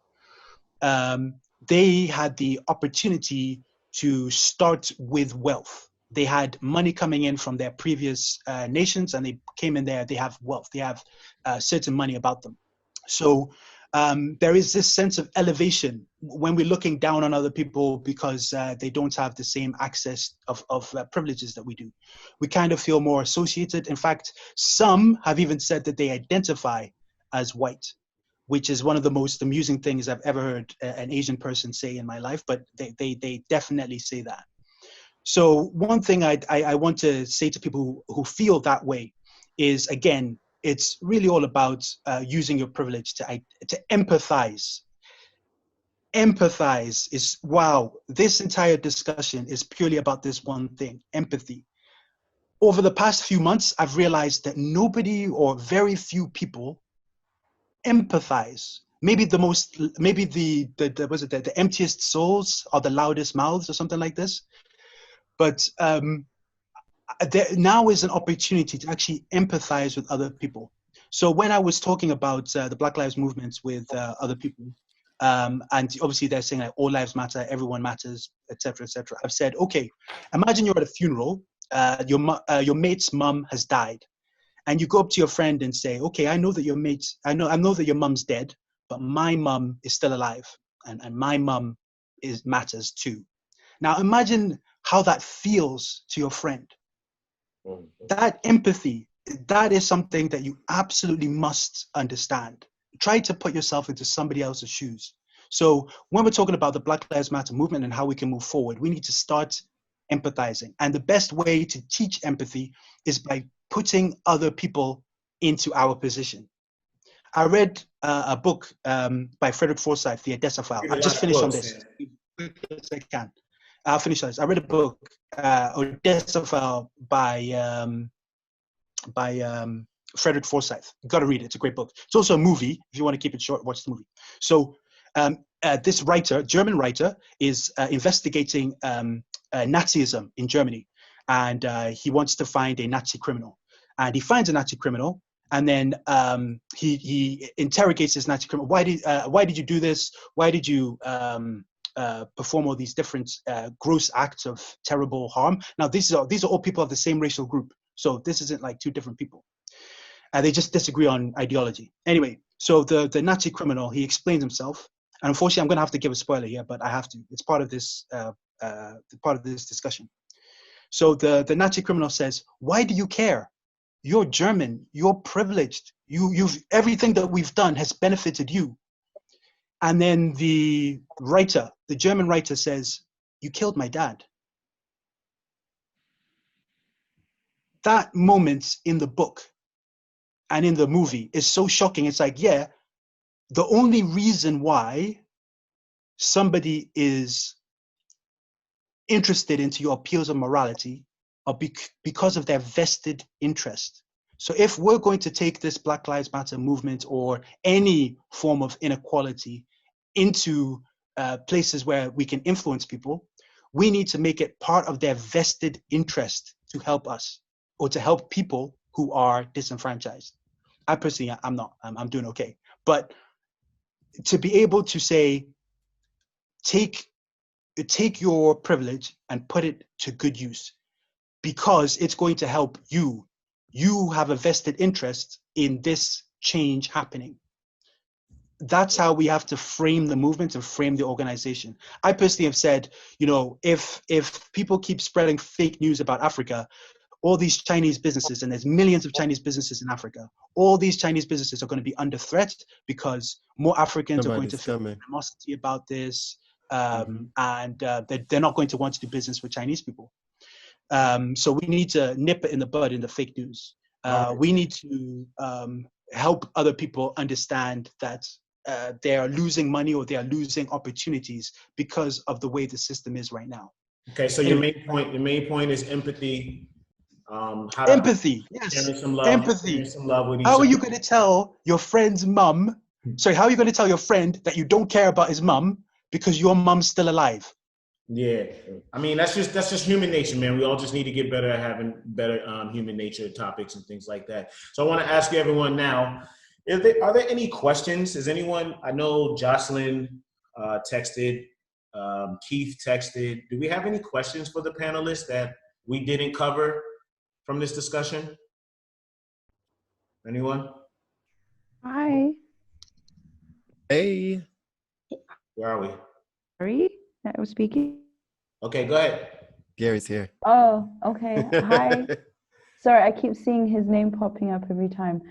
Sorry, guys, I really did just jump in quite late. So please, if I misunderstand anything, just please feel free to direct me accordingly. No, welcome. I just wanted to stem off Sam's question, because quite interestingly, on my LinkedIn, I had a statement where a lady, I'm not sure of,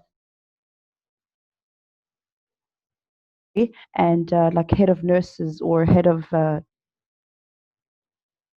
private meeting, where she said that all lives matter, right? So she, in somewhere along the lines of her speech or whatever it is, to her subordinates, she said, all lives matter. And this is somebody in the medical industry, and I think it's very important that I make clear that it's the medical industry, right? And so from that meeting, she then got fired, right?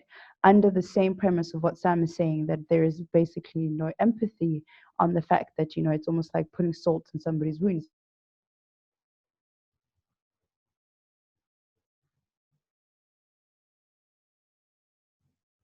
I think we lost connection. I'm not sure if you finished, but we lost connection. It seems that guys, tell me if I'm wrong here. Are we misconfusing what the Black Lives Matter mantra means? Has it separated so much? But we need to keep in mind that all lives do matter right now. So if a Caucasian person comes in with a knife in their head, and a black person comes in with a knife in the head and an Asian person, we have to treat them in the same context. So I'm just very curious because I haven't really seen a platform that engaged that type of conversation a little bit more. And I'm just wanting to know what you guys think about that positioning for people, quote unquote, people who can or cannot say it, if you will. Yeah, Kevin, I'm coming to you real quick. I'm not sure your name is Grow With Me. Is it possible to see who you are? Guess not. And I just want to make sure that we understand. I was asking a question about, she was asking about if we can have a discussion on the Black Lives Matter and All Lives Matter and White Lives Matter. I really think, can someone articulate what Black Lives Matter means, and so that people can please stop hijacking the message? Because it's not about us separating ourselves and only caring about our lives. So Kevin, please. Sorry, I got you. Sorry, So that Gary, was actually going to be. Sorry. Before you go into it, sorry. Sure. This is why I brought it back to the discussion about the doctors. I understand the grand context of it, of people using it, like a brand using it, trying to promote their burgers, or I understand from that context. This is why I was trying to be a little bit more specific as opposed from a position of doctors. So please try not to expand and imply that I'm saying how it's okay for other people to utilize it. I'm saying this because somebody made a comment. In the medical industry. Yeah, because somebody made a comment that, for her to be fired was perhaps there was a movement in that, and I want to have an interesting conversation from different perspectives in understanding where his thinking was coming from, why he would feel that perhaps it was not okay for her to be fired, or if somebody agrees that it was right for her to be fired. I have no position in this, and this is why I'm open to hearing about it. But please understand the context. Please keep it. You're not letting it. And it would be great. It would be great to see you as well. Go ahead, Kevin. Yeah, no problem. So I think, well, before we are doctors or before we are, any of our industries, we're human beings. And so I think quite often that sort of phrase, I think prior to this whole Black Lives Matter movement, that might have been seen as a good thing. But a lot of times people use that as a rebuttal to the fact that Black lives actually matter in this specific context. And so when it depends on, I don't know if I would necessarily, if I was the boss, I don't know if I would necessarily have fired her just off of that, but I would have needed evidence to see that how loaded was that comment. Some people say all lives matter, but it's loaded with a lot of other stuff that's not necessarily being said. Yeah, it's hard. If that makes sense. Yeah. I think I love that. I love that because I get where you're coming from. Like, to fire her off the bat without going into a little bit more detail, perhaps seems to be quite extreme, so to speak. I want to know if you hold on. I want to know, where did that take place? Which country did that incident take place? Was it in the States that they said, okay, thanks? Yeah. Okay, and I think Aisha, I think you that's a very good point. Of course, being context of which country it also happened in, that also draws into, because then it's quite easy for somebody to be hijacking the statement, as you're saying, Kevin. Like they could just be like, look, guys, I understand we're doctors, but all lives matter. Chill. I can understand that, but I think it does trickle down into other countries that perhaps is not as prevalent, or it's not as volatile, the conversation. And so it's kind of like what Will said earlier. Let's let Will each said other the exact talk. same thing. I'm about to mute everyone. Let's let each other talk and finish our statements so that we can kind of get a full grasp of what we're trying to say. And also, I want to let Jocelyn and Keith get in because they haven't said anything the whole time. I ain't saying anything the whole time. No. Go ahead. Jocelyn, go ahead. Hi, no, thank you so much, everybody, for organizing and participating. And I just wanted to share a little bit of my experience to see if any of you had any advice or synergies or whatever. I've been doing what I call global competency workshops in China for about 5 years. I started doing this after I made a film about a Tibetan migrant in Beijing who was very much othered, faced as a widowed woman. She had no status in the Tibetan community. As a ethnic minority in Beijing, she couldn't rent a house. It was, slurs against her all the time. But of course, these type of ideas were not widely known in China among Chinese youth. And I found when they watched my film, they said, I don't want to live in a place like that. But they didn't understand concepts like stereotyping, why that could be a problem. And so I developed what I call othering. I try not to associate it excessively in China for the Chinese audience, young people. I try to say, this is an experience. Have you ever felt offended or left out or othered? And I find most of them have. And so the key point, many people have said here, is empathy. And I agree. I think you've got to find that wherever it is, and then bring it up so that they understand systemic racism. Because it exists in every society, in my view, but it is how you tap into that. So I'm curious if any of you, I know it could be, some people might find it offensive that I'd rather talk about othering, but I'd love to know, instead of Black Lives Matter, but I think that's in a Chinese context, I think that's an important stepping stone. And I'm just interested in many people's ideas about this. I would say Jane Elliott already did that. Mm-hmm. You've heard of Jane Elliott? Jane Elliott, she's a psychologist in America. She had a social experiment with brown eyes and blue eyes. She separated the class based on brown eyes and blue eyes, and then she started teaching. She started treating the blue-eyed students better than the brown-eyed students, and then the brown-eyed students actually felt less than, and then the other way around, better than. And then she swapped the roles the brown eyes better for the second day, and then she made the brown-eyed students like the great students, and then the blue-eyed students were treated very badly. And so both groups, they understood or they empathized with the situation of treating people unequally. So it's a very popular social experiment that anybody can use. And you could just go Jane Elliott, brown-eyed, blue-eyed students. And then you can copy and paste that from team building exercises anywhere in the world. That's great dialogue. And Sam, if you could share that so that our teachers... Yeah, I think I did already. Yeah, I should say that I use that in my classes, and I have Chinese subtitles for it. So excellent. And it is the most effective. It is incredibly effective. And I have done, actually, because I'm in China, I don't think I could do this in the US where I'm now am at the moment. But in China, I have done that with my students, and they've said it's the most memorable thing in their lives. Of course, we used iPhones and Androids as the, instead of blue eyes and brown eyes. But we found a way to divide the class in two, and it was horrifying how quickly people turned against each other, put it that way. So yeah, that was a very useful tool. That's interesting. Keith, I know you've been holding thoughts.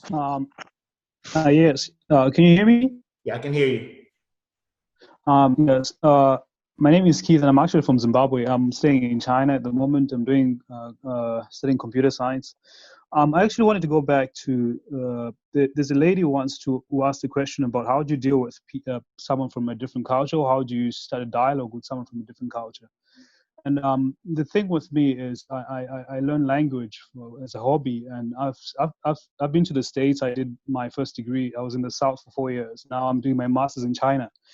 And my experience has always been, because I speak different languages, Chinese, Russian, Spanish, French, Portuguese, and so on and so forth. And one thing that always strikes me is that when you're learning a language and you're trying to get to know a culture, one of the most difficult things is that your impression is, I'm trying to get into knowing this culture so that to some extent you can be a part of the culture, you can discover and explore.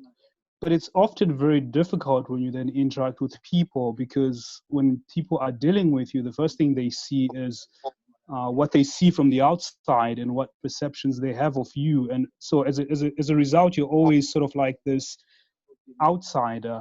And the reason I'm saying this is because there's a lady from Russia, and she says she wants to teach people about multiculturalism.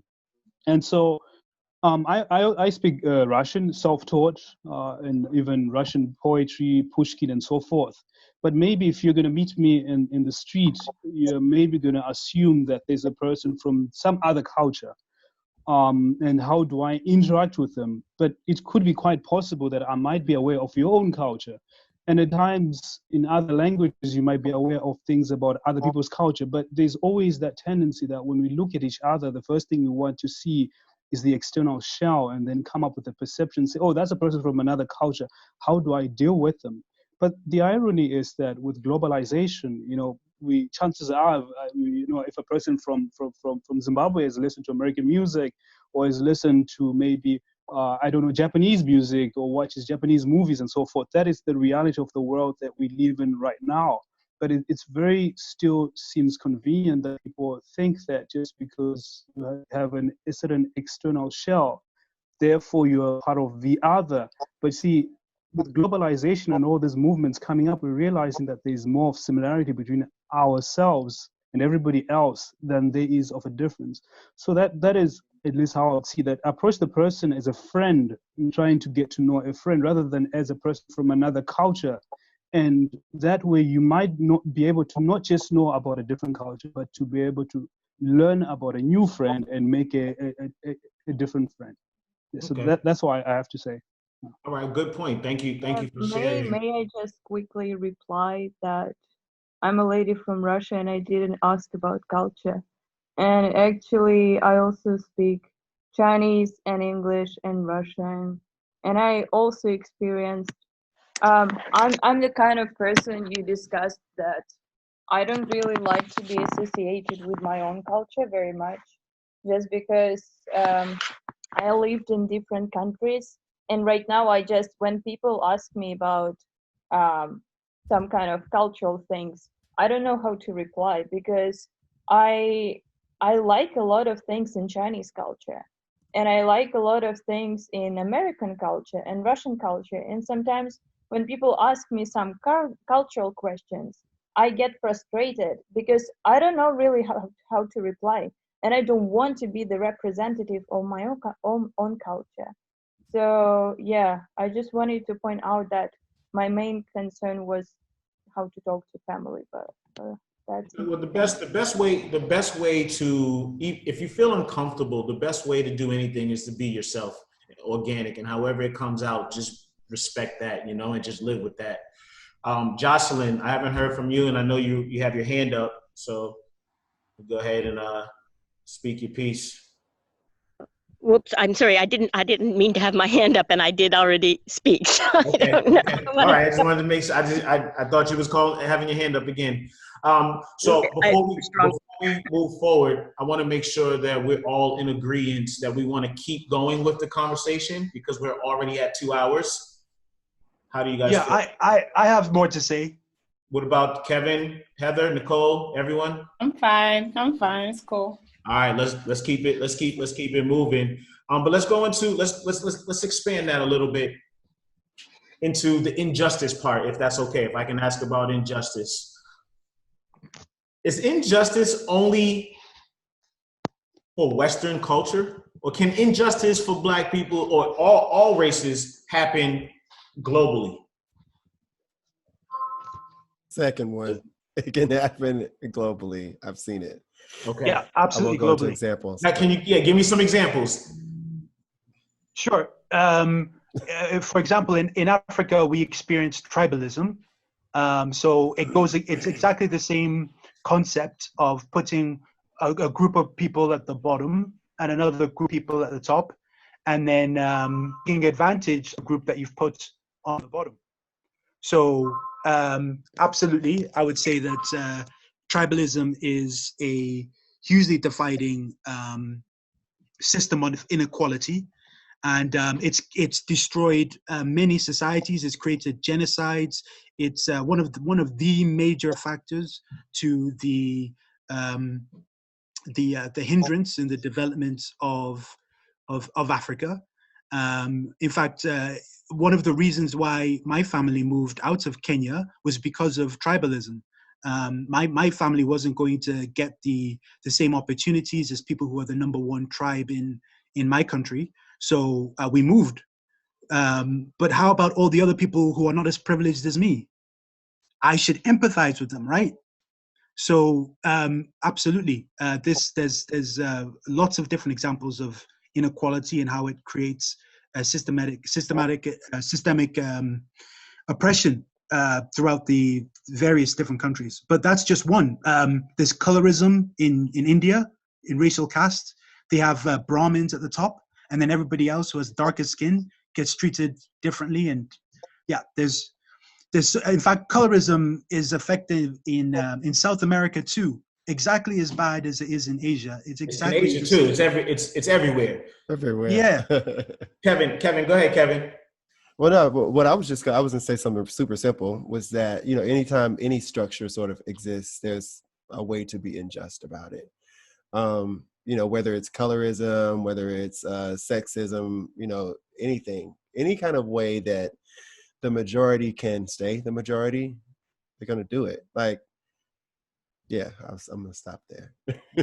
Anytime the majority can stay the majority, Nicole? the majority. Oh, definitely. I mean, I know that I'm a newcomer in China, but at least I would say my experiences when I was living in the UAE, definitely people will look at me because I'm Black. In the Middle East, when I was in the UAE specifically, they would want to treat me a certain way because they assume I was from a certain location. And then once I spoke English and they're like, oh, you're American, then all of a sudden everything would change, depending on if I'm going to buy something, if I'm going to, you know, make a, you know, do like a deal or something that's very important. I mean, that to me is also a form of injustice, like treating me differently based on where you assume that I'm from. And then, of course, adjusting once you hear that I speak English or I sound a certain way. So that was something that I experienced there frequently, for sure. All right, so that's kind of. Oh, go ahead. Now I was gonna say that's a lot of times, even here, like sometimes people ask me where I am, I just decline to answer. People get really frustrated with me about that. People say, "Where are you from?" Oh. From Milan. Yeah, just pick a place. I do the same thing. Right. Where do you think I'm from? Okay, let's go with that. Right. So don't forget this also happens with like religion as well. You know, you've got guys who, you know, you'll have Muslim faith or Catholic faith. Wow, one of the biggest genocides in the world came from Catholicism. It decimated Europe. In fact, without the system of inequality that was created by the Catholics in the Middle Ages, you wouldn't have a new world. You wouldn't have America. Yeah, I don't know if you've heard about the Papal Bull Inter Cartera. That's the one that created the system of inequality that wiped out Native Americans in the New World. So yeah, you can have that based on religion as well. Heather, I know you have some thoughts, and I haven't heard from you. So, why don't you go ahead and enlighten us with something you want us to talk about? My mind was like going somewhere else for a moment. So. Oh, okay, you wasn't listening. Okay, cool. So like, when you're not thinking. But what were you talking about? Well, what? Like, where are we? She was really going too. Just so everybody knows, that's the dot connector, okay? Okay. She's connecting some other dots. It's okay. We was just discussing how injustice can be apparent and aware in globally. But I wanted to ask, like, does it feel different specifically in China? Because that's where we're all. This is how we all came together, is through our connections and network in China. Does that feel different, being a darker skinned person or a cultural person? If that question is to me, I would say not really. But what I found in China, and this is what I told you at the beginning of this conversation before everybody came here, what I found is that I have a lot of British expats, white British expats. They're always confiding in me that they're treated differently because they are British or that they are white. And, you know, that makes me go, really? Really? You're being treated differently because of where you are from. Don't you think that's ironic? You think that's unfair? Who do you think teaches these Chinese people to behave this way? That's interesting. If I can cut in on that a little bit, yeah. I was about to say, Jordan, please. Yeah. I'm listening to a lot, and I think that Jocelyn gave it a name earlier, and I've heard it used. She talked about othering, right? And I think that's what Sam was talking about with the tribes in his neighborhood, and we have this concept of othering that really does move around a lot. I was really lucky when I was young. I was actually invited to an African American heritage camp, and so I got the experience of being put apart. I was like, hey, why am I not being invited into that group over there? And they're like, you are being racially discriminated against. I actually had that.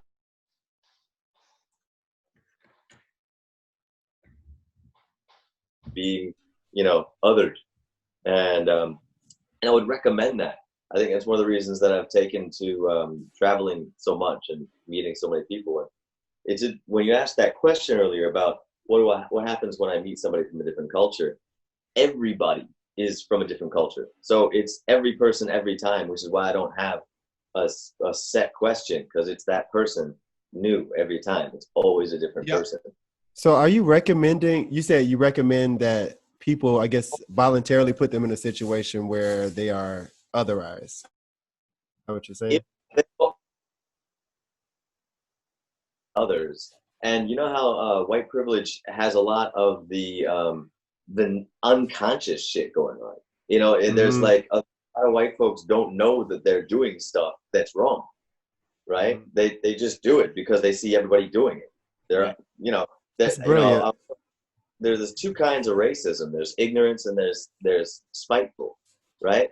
The spiteful, that's its own problem, right? But ignorance is a mistake that can be taught out. And if you give that person knowledge, and if you give that person awareness and tools and experience, and let them understand through an experience of empathy, right? Let them feel the empathy. They can change their ways, and then they're no longer that way. So yeah, I would recommend it if it's somebody who has no concept for it.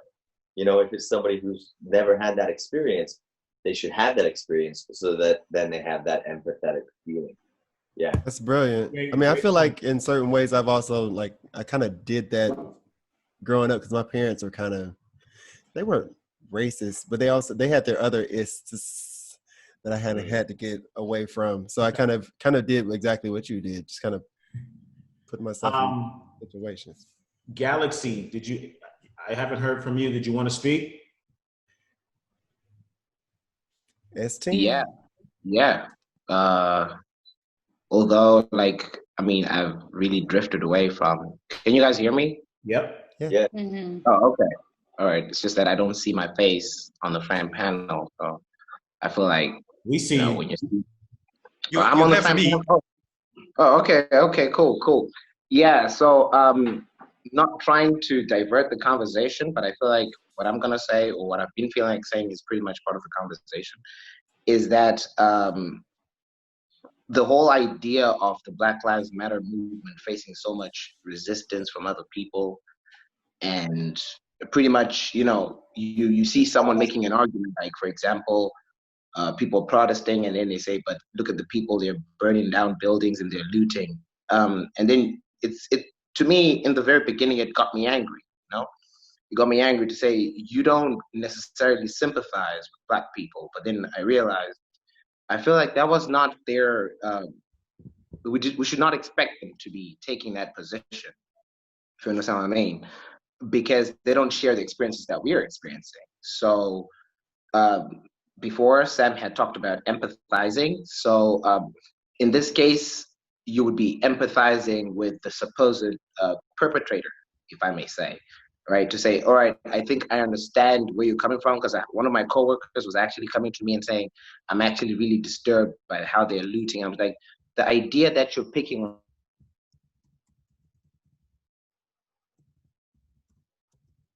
And then just as I was about to tell him off, I realized that he doesn't necessarily have the concepts, you know, that we have as a people that we're trying to fight for. So if we are going to be constructive about this, I think we have to retract ourselves just one step back and try to empathize. I'll use that word. In most cases, empathy is used for good, but in this case, I would say to actually really see it from their eyes as well. You know, there are people there who are not necessarily pushing to be racist, but they're just grown that way, right? You look at apartheid, it did the very same thing. It actually taught people, white people, to be racist towards black people. And even in the system that we're living now, they're not necessarily taught to be black, to hate black people. They're not necessarily taught that they're more powerful, but they feel that. It's in the air. You know, when they're among themselves, they feel powerful. When we are amongst ourselves, we feel inferior. And this is something that, you know, we may not want to actually scream out to say that's not true, but that is the truth. So I think if we're going to make any change, the idea that we're having these meetings right now with people all over the globe is great, because it's actually a good step in you know, it's in the right direction to say we are actually going to come together one day globally. But we also need to really fix our organizations to say if we're fighting this, we need to see it from their eyes as well. All right. Can I respond to that? Hello? Yeah, hold on, Kevin. Sorry. Hold on, Kevin. Sorry. Go ahead, Galaxy. And what's your name? You want me to call you Galaxy? Yeah. I'm sorry, my name is Tinashe. The thing is, what happened is I just joined in, and then I didn't really pay attention to writing my own name there. Yeah, I do that. It's bad. Anyway, so my point is, I've always identified myself as a hypocrite. I said, like, if I were ever to write a book, I don't feel like I'm very lazy to write a book. I'm sorry if I let you guys down, but if I do write a book, highly likely if I go to jail, maybe I will have time to write a book. You know what I mean? I'll write a book. Aisha and Daisy, they can help you with your book. Yeah, I don't know. Maybe they'll do that. The thing is, I've always wanted to write a book called The Hypocrite, because I always try to see, to discuss with myself. And by discuss, I mean to always bring out, I'm debating with myself. I bring very good points from one side and then very good points from the other side. And the idea that we go on the streets and we ask the question, why? All right, kind of actually backtracks our goal. It backtracks our entire motive, our push, because they're not going to be able to answer that, you know, because they're somehow ignorant to the fact why. You see, they're in a position of comfort, they're in a position of power, not necessarily everyone. In fact, most people do not want to give that up. You understand what I mean?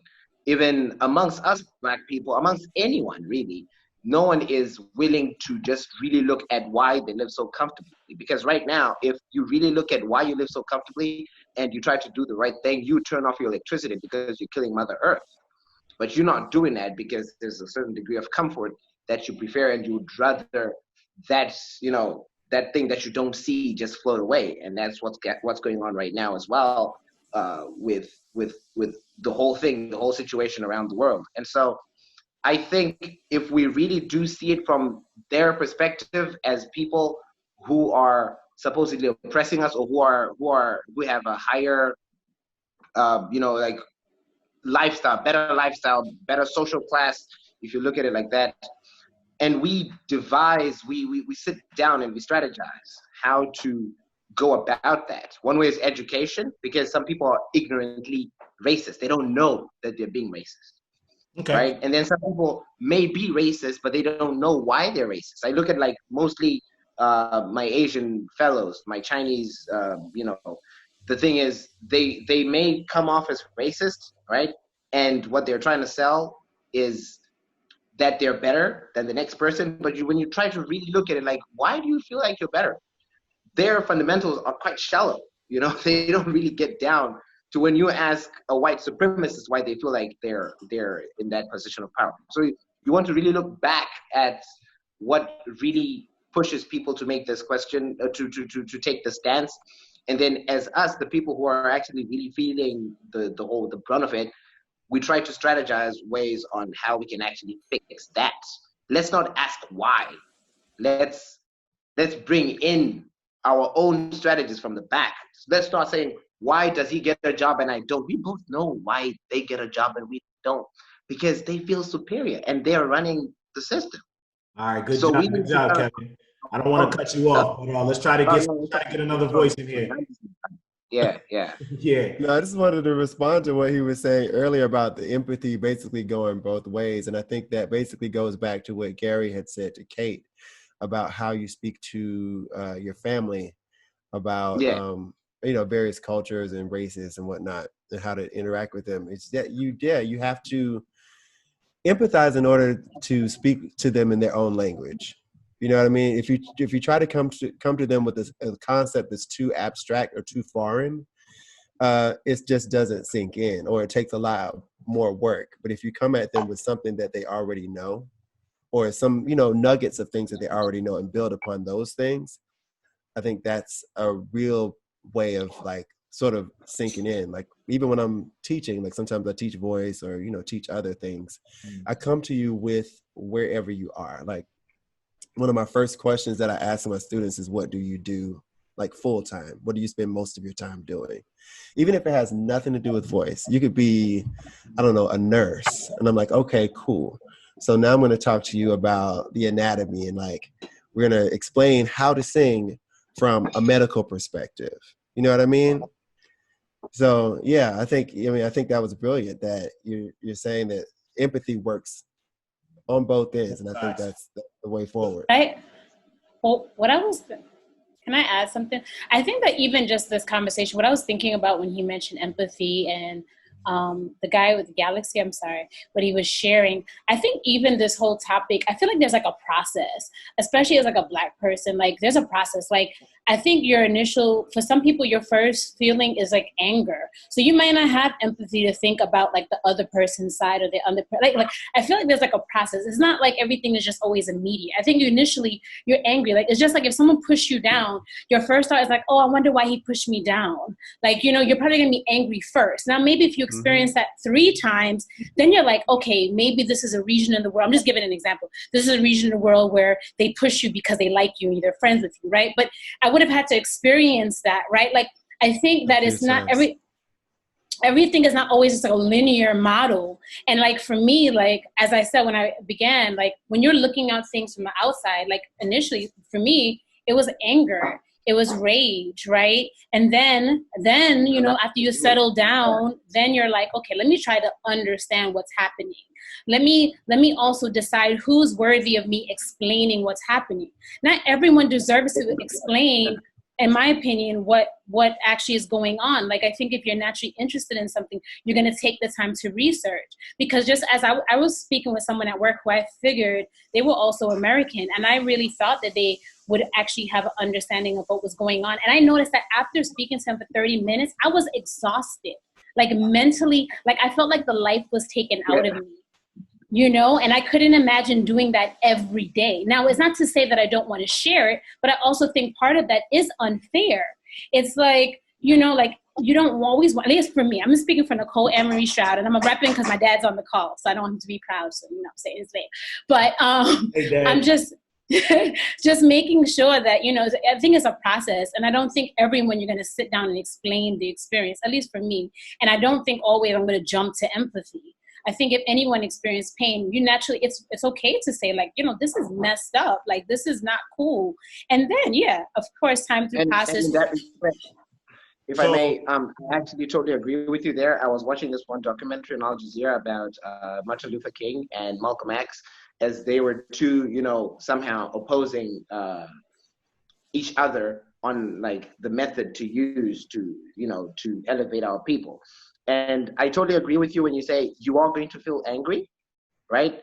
And the thing is, there are different ways, and there's not necessarily a right way of achieving the goal that we're trying to achieve. There are actually several ways of achieving these goals, okay? So there are going to be people who are going to be angry. There are going to be people who want to be militant about it. There are going to be people who want to negotiate their way through to say, come on, let's understand each other. Let's actually just try to build a better, a better environment for everyone. So, like I said, I am actually a hypocrite because I believe in both ways. I'm not here to instigate violence, but at the same time, Right. I know that if we Right. necessarily just come up and say, oh, come on, we can all stay together, because the truth is, they don't, not, I don't want to say they, because that sounds very wrong, but people in positions of power, right, are very comfortable, and they don't feel the pain that the next person feels, are highly unlikely to want to give that up or even have a conversation about it, because they don't see it. You know, for as long as you don't turn on your television on that channel, you don't see it, you don't feel it. So maybe at that point, the militant style or the militant approach would be necessary to make that person, you know, shake a bit, to actually feel threatened and say, okay, you know what, let's have dialogue. So at the same time, as Black people, when we say we want to stay together peacefully, let's not have a race war, no one is going to listen to that, because they do not understand the pain that you are actually saying this from, unless you show it. All right, and this is probably Malcolm X saying, unless you show them that we can do this, we can fight back. And then this is the looters in the recent protests in the USA, who were saying, we're very angry and we're going to burn down these buildings. All right, Galaxy, I don't mean to cut you off, but we do have a time limit so we can get everyone in. I think that's a good point. That's a good part of this, to shut it down, because we do have part 2 next week, right? It's a good place for us to start, to move towards that. I just want to, first of all, I want to thank everyone for joining the discussion. Personally, thank our panelists for bringing information, bringing good positive energy. Well, that's for everyone as well. Bringing good thoughts. And we hope that we can continue to move forward doing this. But before we go, I have to make sure that Dot Connector gets her microphone to say what she needs to say. So Heather, please take us out. What you want to, it's on you. I just wanted to thank everyone for your participation. I think it's a really in-depth conversation. There's so many things to unpack. So like my mind is like exploding already, and I'm sure you all do. And for me, it's really important for this conversation to happen. I've been meaning to put together something like this, and the journey is like really crazy. Some of you who are in the WeChat group knew that there were like a lot of drama going on, and I thought that's where like this discussion is gonna like be directed to. But in the end, we have very, I think everybody here has an open mind, and everybody here is here to discuss on really important topics. And I really like that we kind of just ended on the note of empathy. Yeah, like in my mind, like, of course, I want to continue these conversations, and I really wanted to bringing like more Chinese perspectives, so there could be more interactions for us to get to know each other better. But I think today, like, it was a really good discussion, and I learned so much from everyone, and definitely looking forward to part 2. And that's going to be in Shanghai, and I'm still figuring out a way to incorporate Zoom and Shanghai to have like this offline and online integrated experience. So hopefully that can happen next week. But just wanted to thank everyone again for being present and being open to share. Thank you.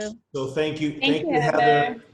Before you guys go, I want to make sure you get a chance to plug yourself, because again, we're living in the social media age, and we're all trying to plug ourselves. Sam, you go ahead, in case someone wants to connect with you. Where can they reach you? Sure. I think there's a group chat that's already set up, so I'm just gonna ask Heather to add me to that group chat, and I can give all my details. And I'm in Shanghai, so I would want to attend the event. Okay, Kevin.